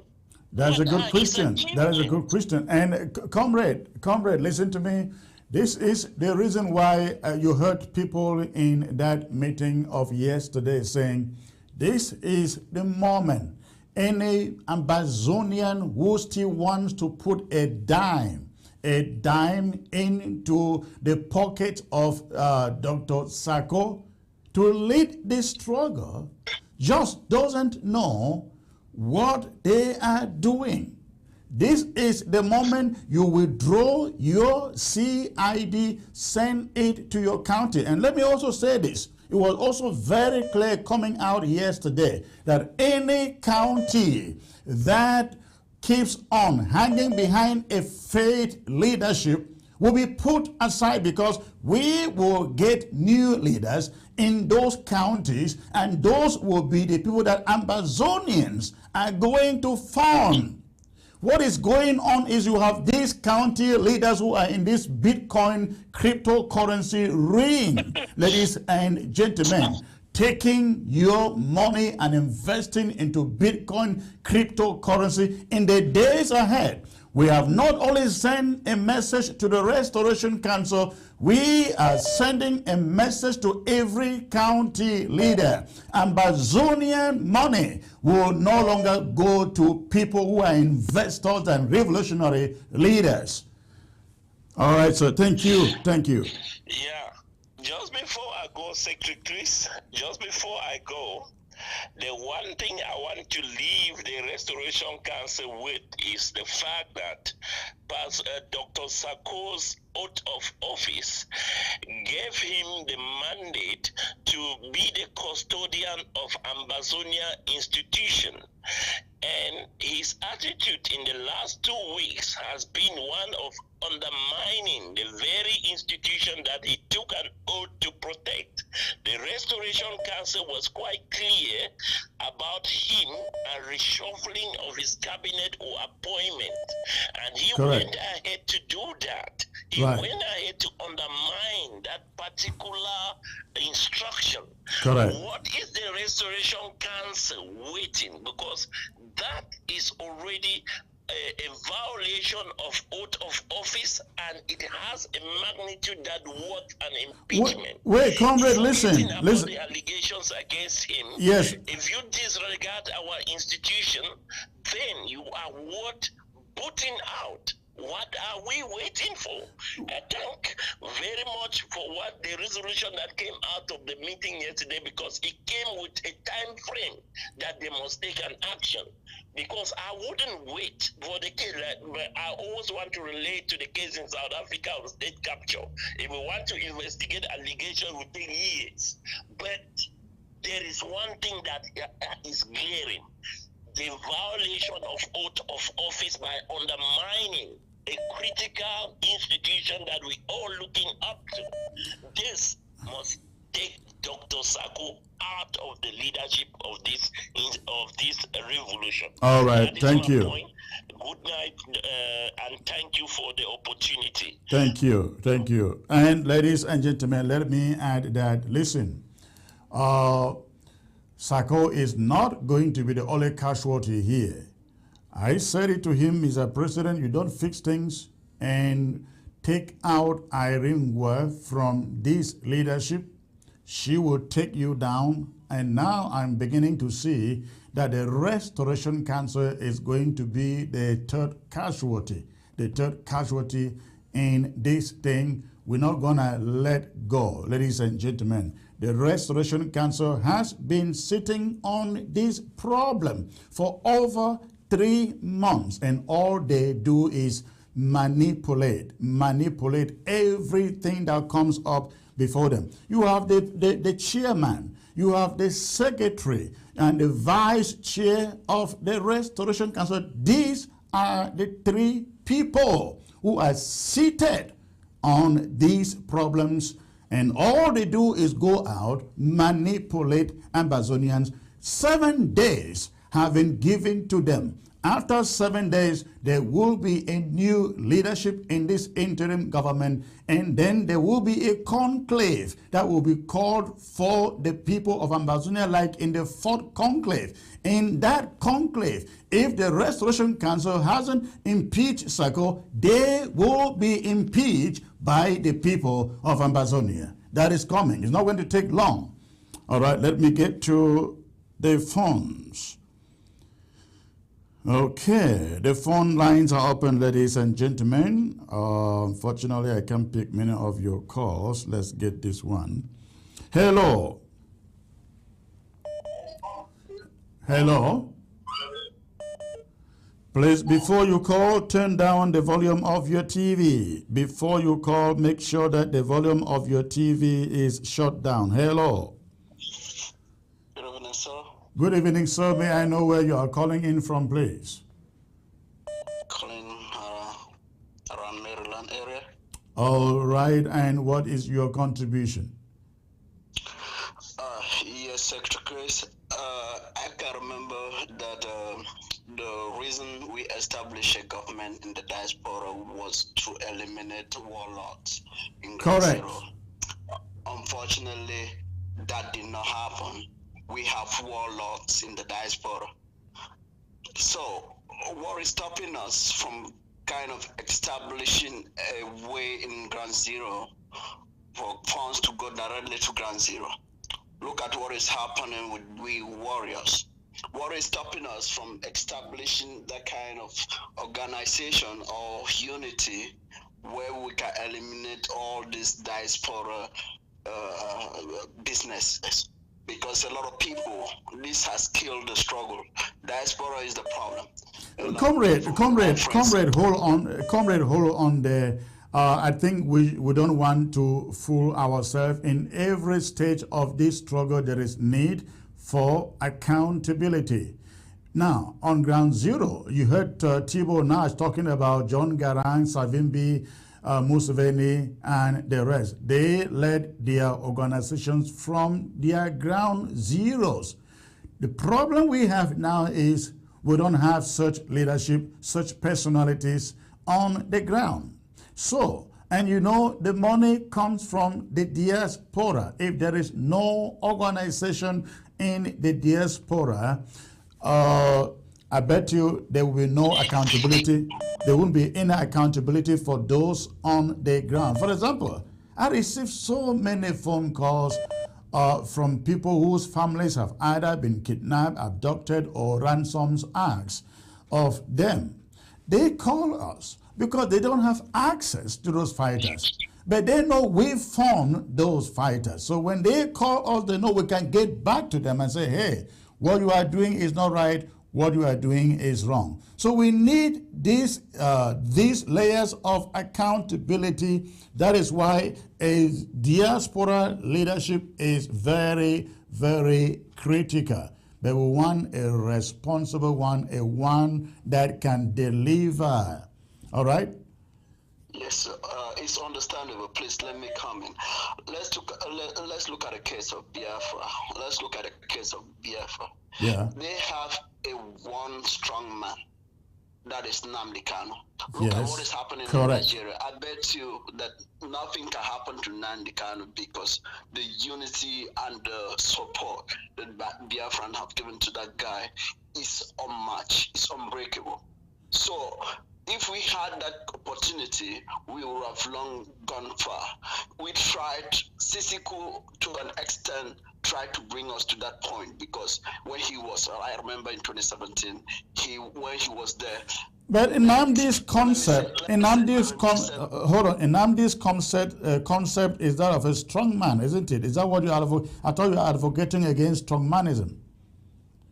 Now, if I say strong man in this situation, you can see Nnamdi Kanu, he speak with one voice. That is what I'm referring to as strong man here. Okay. But if I said strong, I'm not trying to say like a kind of warlord. That is what we see. That is the case different from that of Nnamdi Kanu because in this struggle, warlords, we have people who have how do they call it? Surrogates. And they have if you stand and you cannot stand, if you stand again in front of them, they push you down. They don't care whether it's going to affect the struggle. They don't care what side of the struggle the arrow is pointing at. They just do it because they don't want to be opposed. But with Nnamdi Kanu is one leader that is standing on behalf of all Biafrans.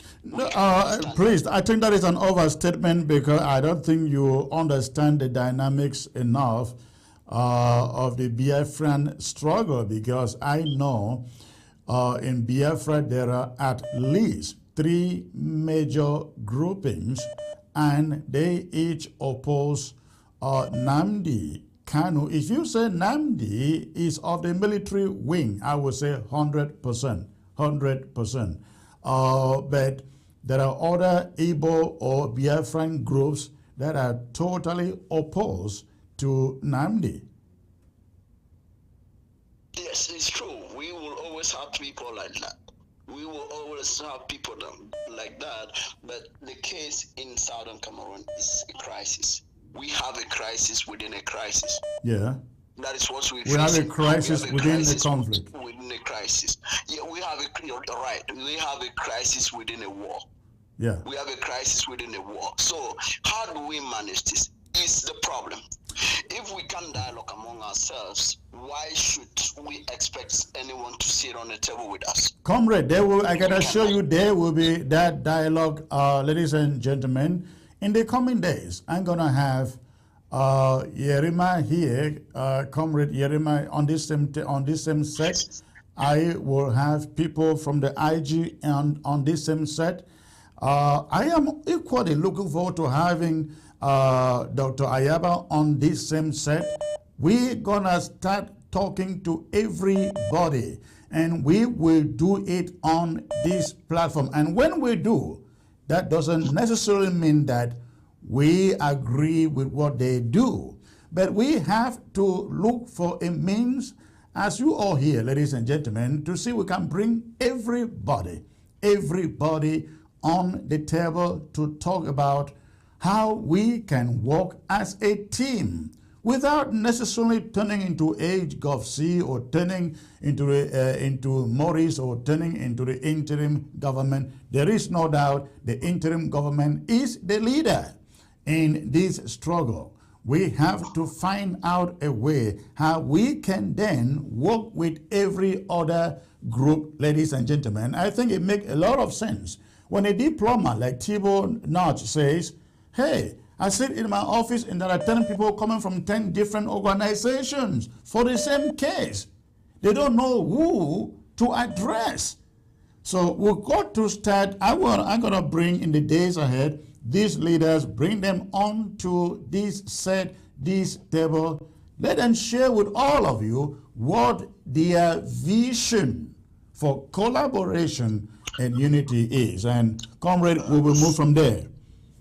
Secretary Chris, I really appreciate that, and I think the people of Southern Cameroon appreciate that too. But before I leave, I really want to suggest that what about you bring a debate, like bringing those people, the key stakeholders in the struggle, bringing them one after the other. It makes sense. But what about you bring them on a panel of a kind of debate that each and every one of them will sit at this end.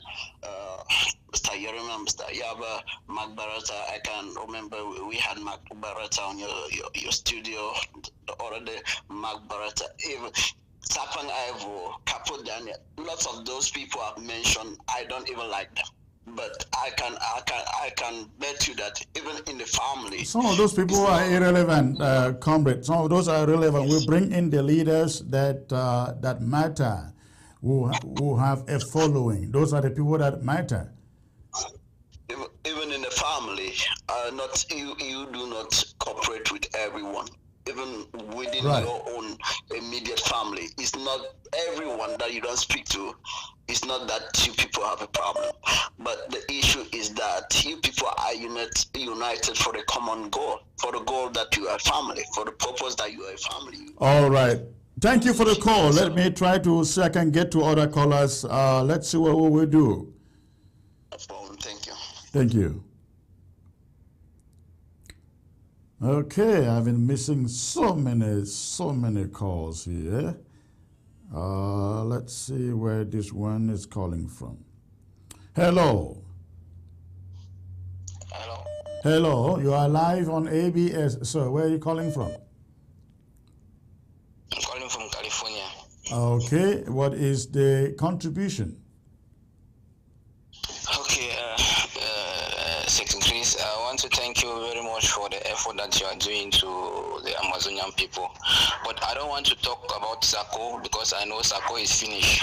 That area is closed. I want to talk to you. I have 3 questions I want to ask you.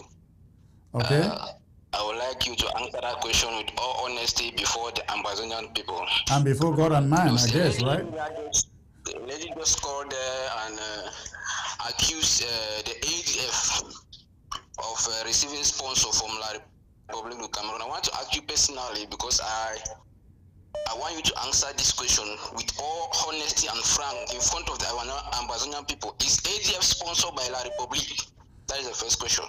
All right, let me answer the question first. Hold on, let me answer the question. I have said, and I will continue to say, until we see where the ADF has been fighting, we will consider them as not fighting for this struggle. Because, ladies and gentlemen, the war proper has been going on since 2017, November 30th, 2017. And since then, you will all recall, the ADF was the first.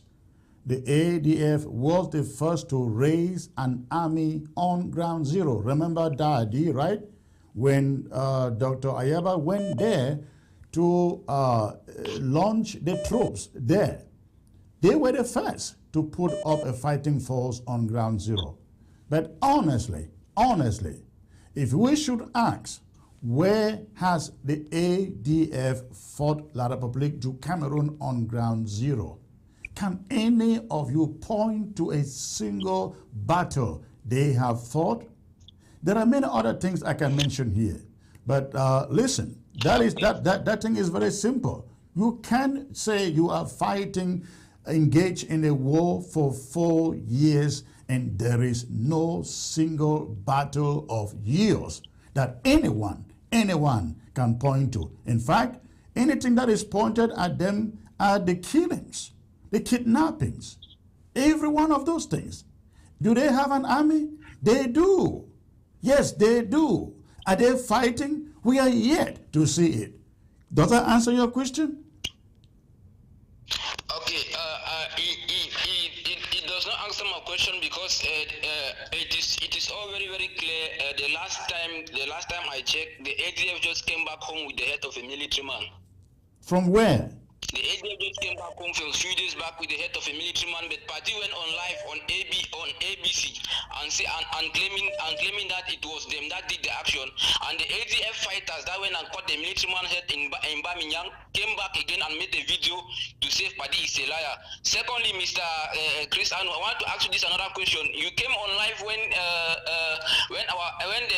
our boys were captured in Bui, and you guys came on live and said that those guys were going to fight a war, and this our other brother came to testify that actually the fighter was going there to attack those fighters that are there. But he later on came after 4 years. Who are you? Hold on. I'm going to hold on. I'm going to take all. Hold on. Take your time. Hold on. Take your time. I'm not dropping you. I'm going to take all of your questions and answer them. Who are you referring to? When you said somebody came on and said this and then came back and said, I don't know, who are you referring to? I need the question to be clear enough. I cannot remember the name on my head, but you remember the last outing that you were talking about, the 10 fighters that were going to that were killed in Bui. The 10 fighters that were killed in Bui. When was that? The man that was when was that? How long ago? How long ago? How long ago was that? This is about 2 years ago. This is about 2 years ago. We are talking about. I'm talking about the 39 fighters that were captured in Bui. Okay. And then 26 were murdered. I'm talking about the 39 fighters that were captured in Bui, and then 26 were murdered.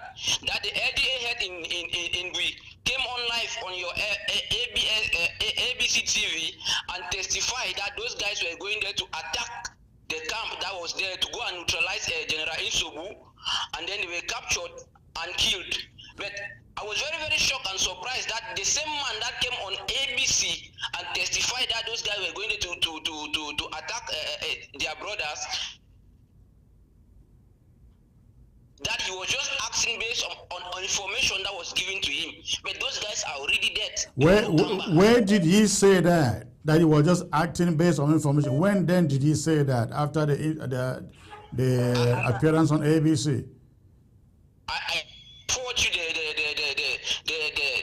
his confession after this your show. It is there on the internet. Okay, yeah. Send it to me. Send it to me. I would like to see it. Now you will recall that when I interviewed him, he was the security chief for Bui when I interviewed him. So you can imagine that we took every piece of information coming from him as gospel truth because he was in charge. But let me talk a little bit about the 39 you are referring to. Yes, we still stand on that piece of information. They had gone up there to attack the Bui warriors. Now, if you say they were not going up there to attack Bui warriors, the SDF has said they were passing through to go to Ground 1 to do some purchase.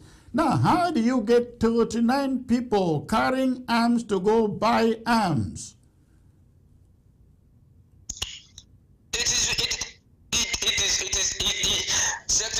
guys are moving through roads that La Republic armies are there also. They can be attacked on the way. So and we have said the narrative we know as of today is that the La Republic forces attacked them, isn't it?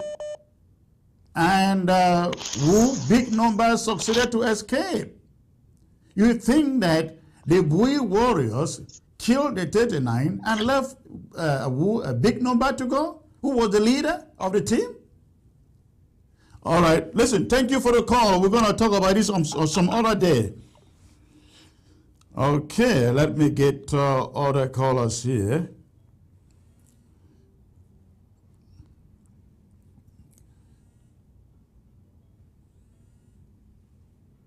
All right. Hello. Hello, Secretary Chris. This is Ernest from the District of Columbia. Good afternoon, sir. What is your question? Yes. Yeah, thank you so much for this opportunity. The first thing I'm going to say is that imagine that when they took your shore off from the route, or when they routed it off, and ABS didn't come to rescue Ambazonia, where could have we been? I don't need an answer from you. I'm just thinking aloud. And you see, I want to comment about what Tibor Nagy says, because he says that when we have people that are not fighting, they are trying to infiltrate us. Then what we do is we try to take the upper hand so that they can just get missing, and they will just go out of control, and then we will not take control as the people that are the main group. Yeah. I don't know what you mean, though. The second observation is the fact he said that if we have been fighting and kind of, retaining like portions or land or counties, then that one could have been some point of attraction to tell that, we are moving ahead. And you see, before we have been fighting the same fight every time and come back to fight the same fight. So the strategies were not good. And I want to ask another thing. What about ACT? We are fighting this work. There are people in ACT. I don't hear their participation, even in any form. Well, okay, then another one is IG registered here in the US or anywhere? Well, that is not important, right? Where IG is registered is not very important, right? What is important is that they do the work they are charged to do. I will be bringing up the leaders of ARC to ABS in the weeks ahead. I hope I will be able to get all of them. But listen, thank you for the call. Let's move on to the other callers. Thank you.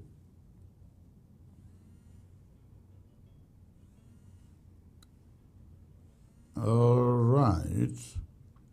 Hello.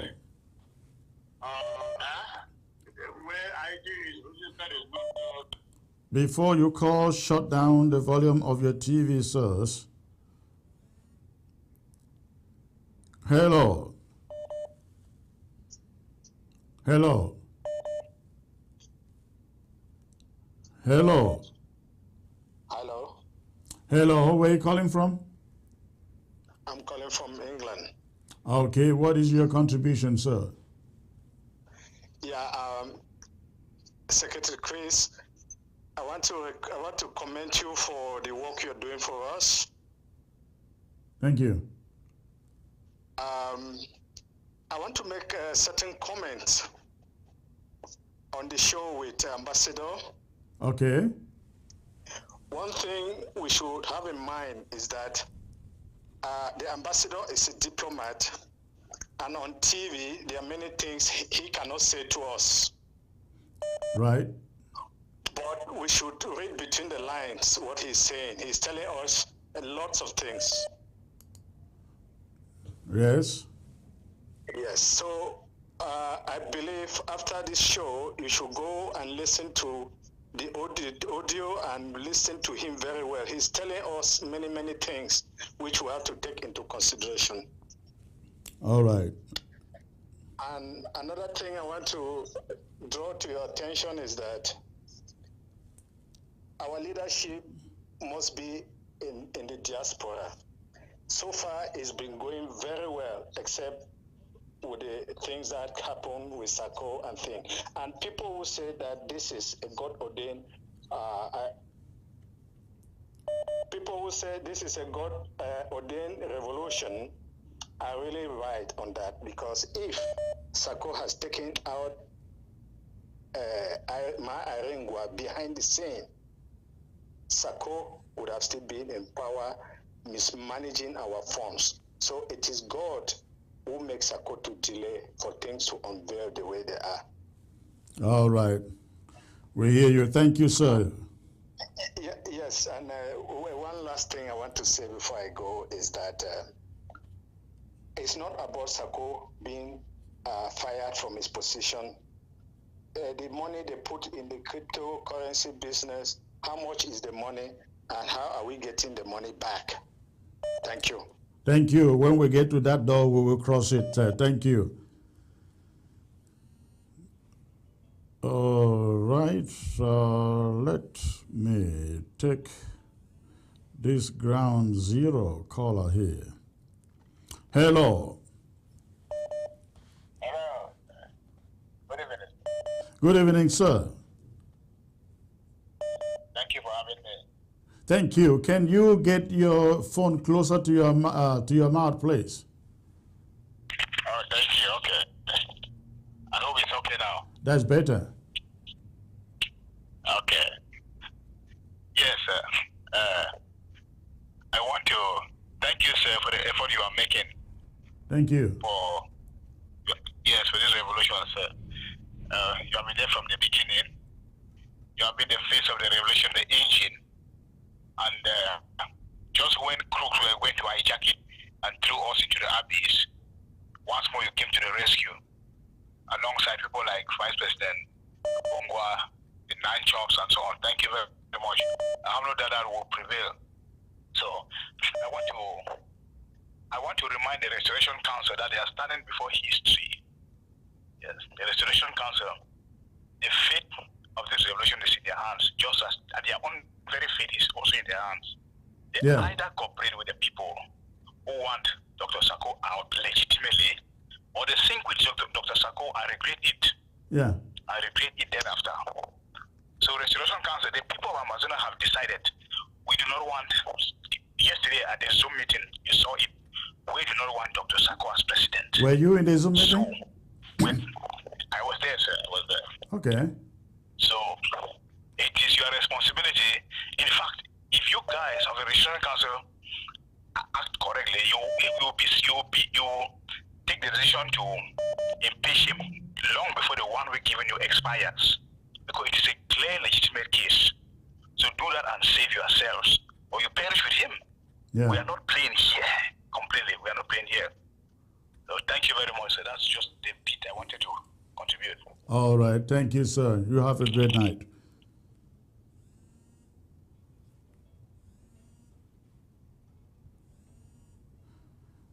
I will take one more caller, and then I will call it a night, ladies and gentlemen.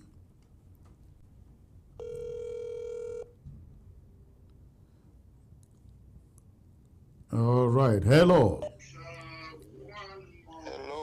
Please, can you turn down the volume of your set and focus on the phone, please? Yes. All right. Calling from DC, correct? Yes, I'm calling from DC. This is Dr. Tiando. Oh, okay. All right. What is your contribution, sir?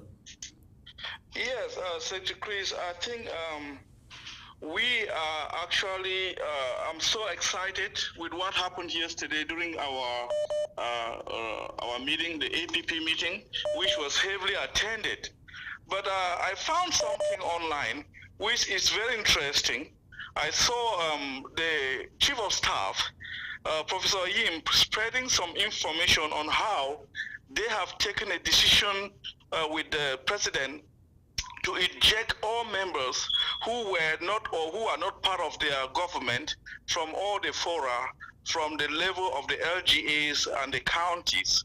This is really embarrassing to see that all men who have nothing to offer to this revolution are there feeding fat on money that has been contributed for our fighters. And they keep on ridiculing and dwindling all our resources just to stay in power. We took a decision yesterday as a group of people, as people of the of Ambazonians, that the Restoration Council must act, and the time is now for them to act. We gave them 1 week. If they do not act, we are going to come up with a transitional government and eventually hold a conclave to actually put the Restoration Council, dissolve them, and then put in place a new government or Restoration Council. But let me say this. We had a letter 2 weeks ago that was written by members of the county, the chairs of county, whom we respect a lot. We accord a lot of respect to these gentlemen. But we have seen that some of them are already getting back, kind of sidetracking from the focus of this revolution. I don't know what has happened. Maybe they are part of the cryptocurrency currency thing or whatever thing that the scam they are doing.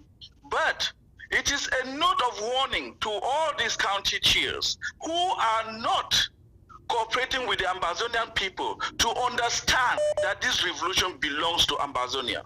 This revolution belongs to the people. It doesn't belong to an individual or a group of individuals celebrating one king who has made himself a greatest liar of this revolution, and then they are so blind to see what is going on. It is really appalling and shameful that we are led by blind people. I have always remembered the president saying in meetings, I have secrets which I do not want to share because some people are in the meeting. Are they now saying that some of us who belong to the people of Ambazonia are not part of the IG? Is this the demarcation they are trying to build or try to create amongst Ambazonia? Divide and rule. The Restoration Council, please, take your job seriously. I'm sending this, especially I'm one of those Ambazonians who will stand for the truth. The chairman of the Restoration Council, the Secretary General of the Restoration Council, the chairs, the vice chairs of the Restoration Council, and also the chiefs or the directors or however they call them, or committee chairs. This is a sound of warning to you to work in the interest of the Ambazonian people, not the interest of individuals who have stood there to destroy us. We stand against anybody derailing this revolution at this moment. We need to forge ahead with our revolution. It is our revolution, not the revolution of an individual. So, Ambazonians are speaking. We have 1 week, which is 7 days, that has been given. It's already 6 now, because we took that decision yesterday, and today is Friday, which means that on next Thursday, we are going to reconvene and then talk about business. And that time we are going to mean business to Ambazonian people. The government of Sako has failed us. He keeps on making appointments, and you see people going around and behaving like Pharisees, prostrating, gallivanting around the street as vice presidents, our new appointees of the government, introduction of our new appointees. What is that game for? These people have not been vetted, and they have refused to vet them. They are not supposed to stand anywhere and represent Ambazonians in any capacity. But we as Ambazonians are saying that the time has come for us to to hold the bulls by the horns. It is now our time, and we need to react. Comrade, I have also read a report. I think it is also written by Prof. Ayim. I've never seen a dishonest intellectual in Professor Ayim. He put out a report today in the social media saying they had 600, was it 620 or 640?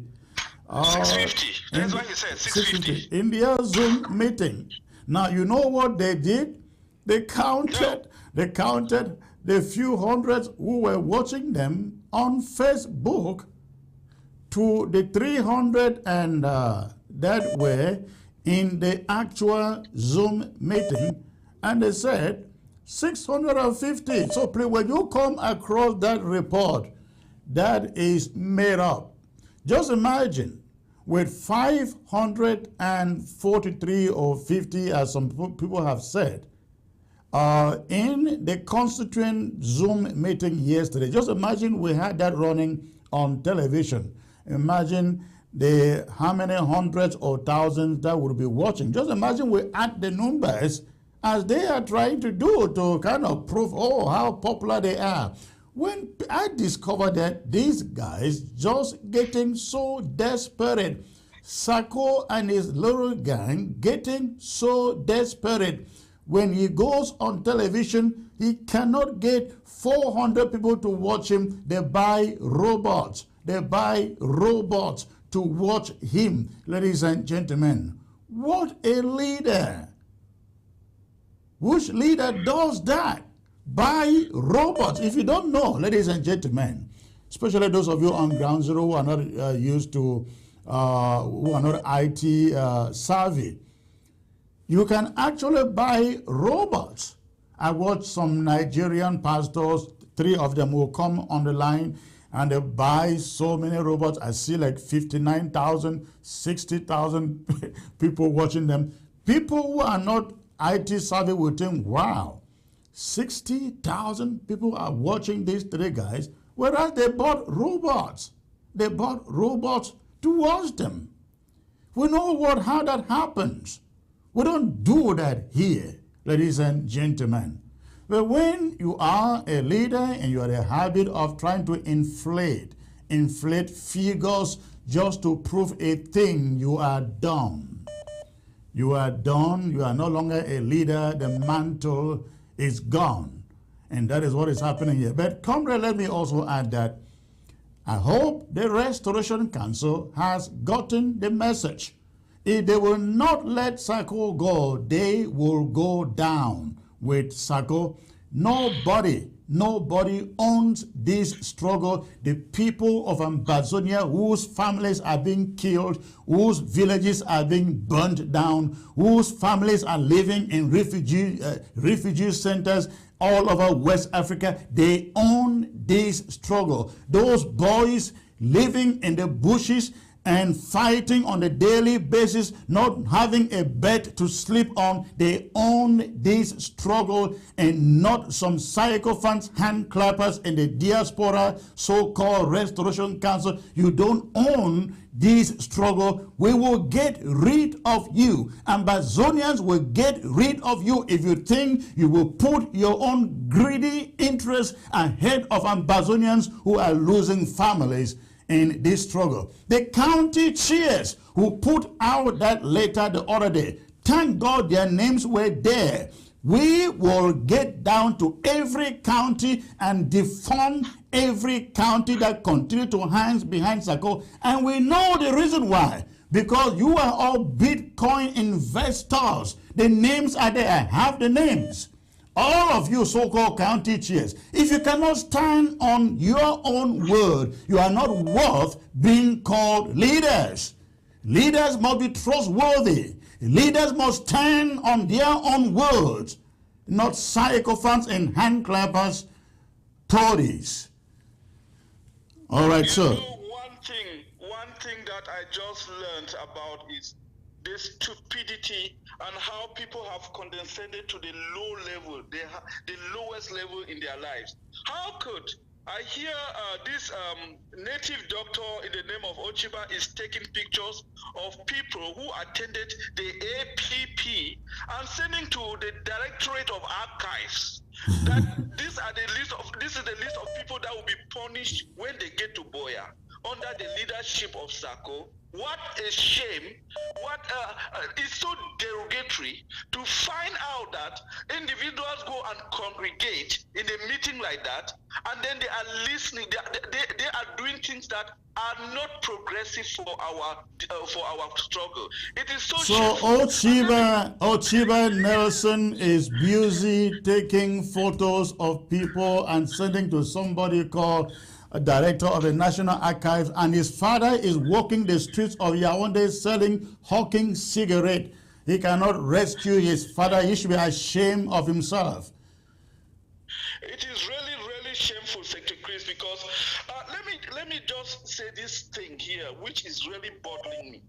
when we had elections in Momo, and before the election, I mean the rearrangement that took place in Momo for the selection of appointment of a county coordinator, there was a letter that was written and was duly signed by by more individuals, but these two particular individuals I want to mention here. The Secretary General of the RC, the Registration Council, Dr. Lombardi, was a signatory to this letter. And then I also found out that the chairperson of the Ethics Committee, Madhuroti, was also a signatory of this letter. These are two ladies, these are two women who actually soiled their hands in mud, because they represent institutions that are supposed to stay neutral in situations like that. But for the fact that Dr. Lombardi's sign was a signatory to this diabolic letter, I do not see her position as Secretary General of the Restoration Council being some kind of a neutral position at this moment. And what I have learned is that she is sitting on decisions that have been taken by the Restoration Council. Hold on there, comrade. She is one of the most manipulative ladies I have seen in this struggle. She is the secretary of the Restoration Council. And I have learned how meetings after meetings, minutes are taken, decisions are taken to be communicated to the Ambazonian people, and she will not release the letterhead. Ladies and gentlemen, Lombardi will not release even just the letterhead for those decisions to be communicated. You were in the meeting yesterday when we asked the Restoration Council members, where is the statement? Do you people write a statement? They said, yes. Where is it? It doesn't exist because Winnie Lombardi would not release the letterhead of the Restoration Council for those decisions to be communicated. Yes, this is very true. And this lady, we cannot allow this woman to sit in that position and be manipulating and derailing our revolution. People like this need to be shown the way out. And another thing that is of interest, that you might know of this, or Ambazonians might know of this, is that some of the Restoration Council members are under threat now because their local government officials or the chairman are calling and threatening them because there is somebody, the Honorable Tima, who is in the Restoration Council that leaked. That is Dr. Charles Tibor in Austria, who leaked the information, the testimony of the Vice President at the Restoration Council. He is one of those filibuster leakers there. Yes, he leaked information about the Vice President. He is also leaking information about what other members of the House present in the House to the wife, who is so whimsical, goes around telling local government chairs to threaten their ROC members. But let me say this. The ROC should be ashamed of themselves. Members of the ROC must be ashamed of themselves to condone an individual who has proven beyond all reasonable doubt that he is not qualified to be part of that sacred institution. Dr. Lombardi and Dr. Charles Tima, these are two members that should be ejected from that house because they have lost the integrity of being members of the House of Representatives. All right. Ambazonians are going to dissolve that house, and we will not sleep. Well, they have 1 week. They have 1 week to remain relevant in this struggle, comrade. They have 1 week to remain relevant in this struggle. Again, as I've said, if they think they have custody of this struggle, we will tell them in 1 week. In 1 week, and every Ambazonian, you have to air your voice. You have to air your voice on this. We cannot, be trying to save a country, take over a country, and we have people seated in the Restoration Council behaving like CPDM cronies in Yaoundé. 1 week, every one of you, through your social media platform, send a message to them. Hashtag Restoration Council, ROC must go. Hashtag ROC must go. That should be a message to their hearing for the rest of the 6 days. 6 days left. Comrade, thank you for the call. I have to end it here tonight. Thank you, Secretary Chris, and thanks to Ambazonians. Thank you. All right. Okay, ladies and gentlemen, thank you for staying put for tonight. Again, my apologies. We couldn't get the foreign minister of Somaliland connected for technical reasons. I am believing that in a few days ahead, I'll be able to bring him back on the set. This is a weekend, and I hope that every one of you, you have a wonderful weekend. And before I go, please, I want to urge you, ABS needs your support. ABS needs your support. Please, get to the website, ABS Africa, absafrica.com, and hit on the donation button. To support what we do here. If you truly appreciate what we do here. Ladies and gentlemen, we need your support to continue to bring you this information. Some people have said, wow, just imagine if ABS wasn't here.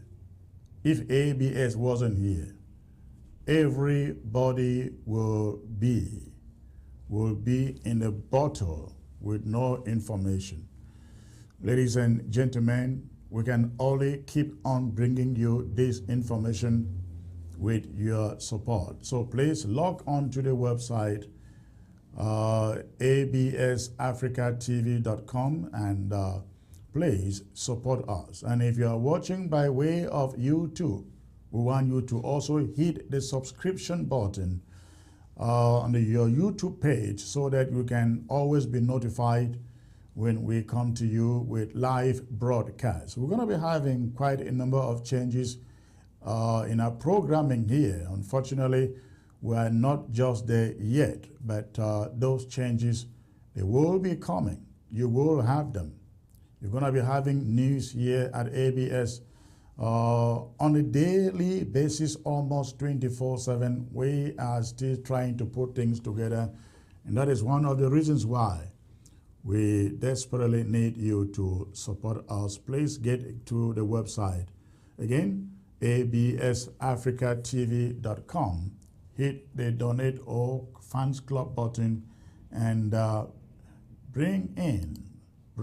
enroll to support ABS. Ladies and gentlemen, once more, thank you. Thank you for staying put and for tuning in tonight. God bless you all. Good night.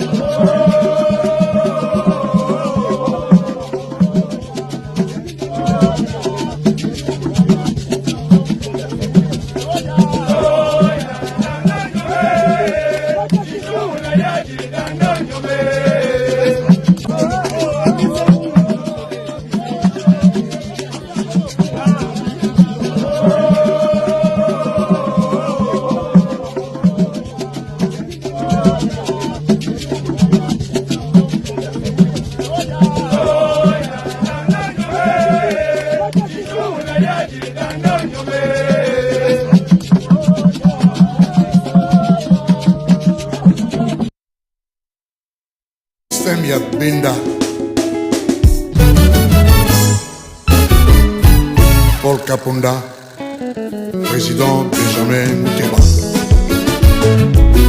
Jean-Sébastien Assiala, Jacques Banza-Mujinga, Joka Kabengele. Ikamwa ekomi na mboka tokomi komona tokomi kobanga yango na systeme apenda balingi moninga okosote moninga matate Antobopasa Antolongange. Ikamwa ekomi na mboka tokomi komona tokomi kobanga yango na systeme apenda balingi moninga okosote moninga matate Philippe Kaponda, Olivier Kaponda.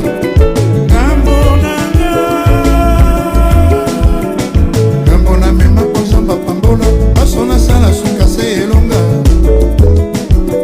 nasala mombongo biloko tula te na beta miziki bato basepela basusu bakanikanda iko buloji oyo kindoki te ekomi na mboka tokomi komona tokomi kobanga na bakarte moninga aleka sia na tonkazadi na bapolitike kuna ne bapoison Papi Moussei na mapinga kutu Dr. Pablo Mboué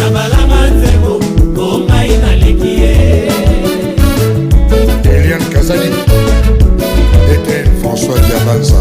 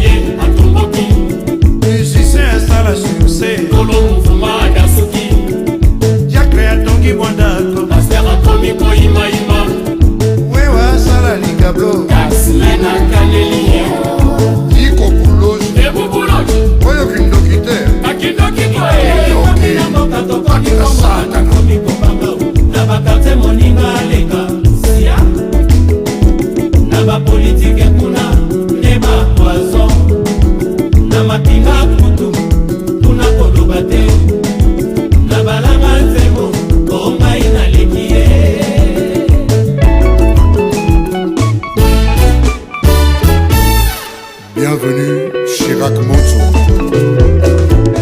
Président Olivier Perrier. Les Castellos, les Castellos, les Castellos, c'est Castellos. Dinos Sani, Maître Nsimba, Maria Al Capone, Yves Kaponda.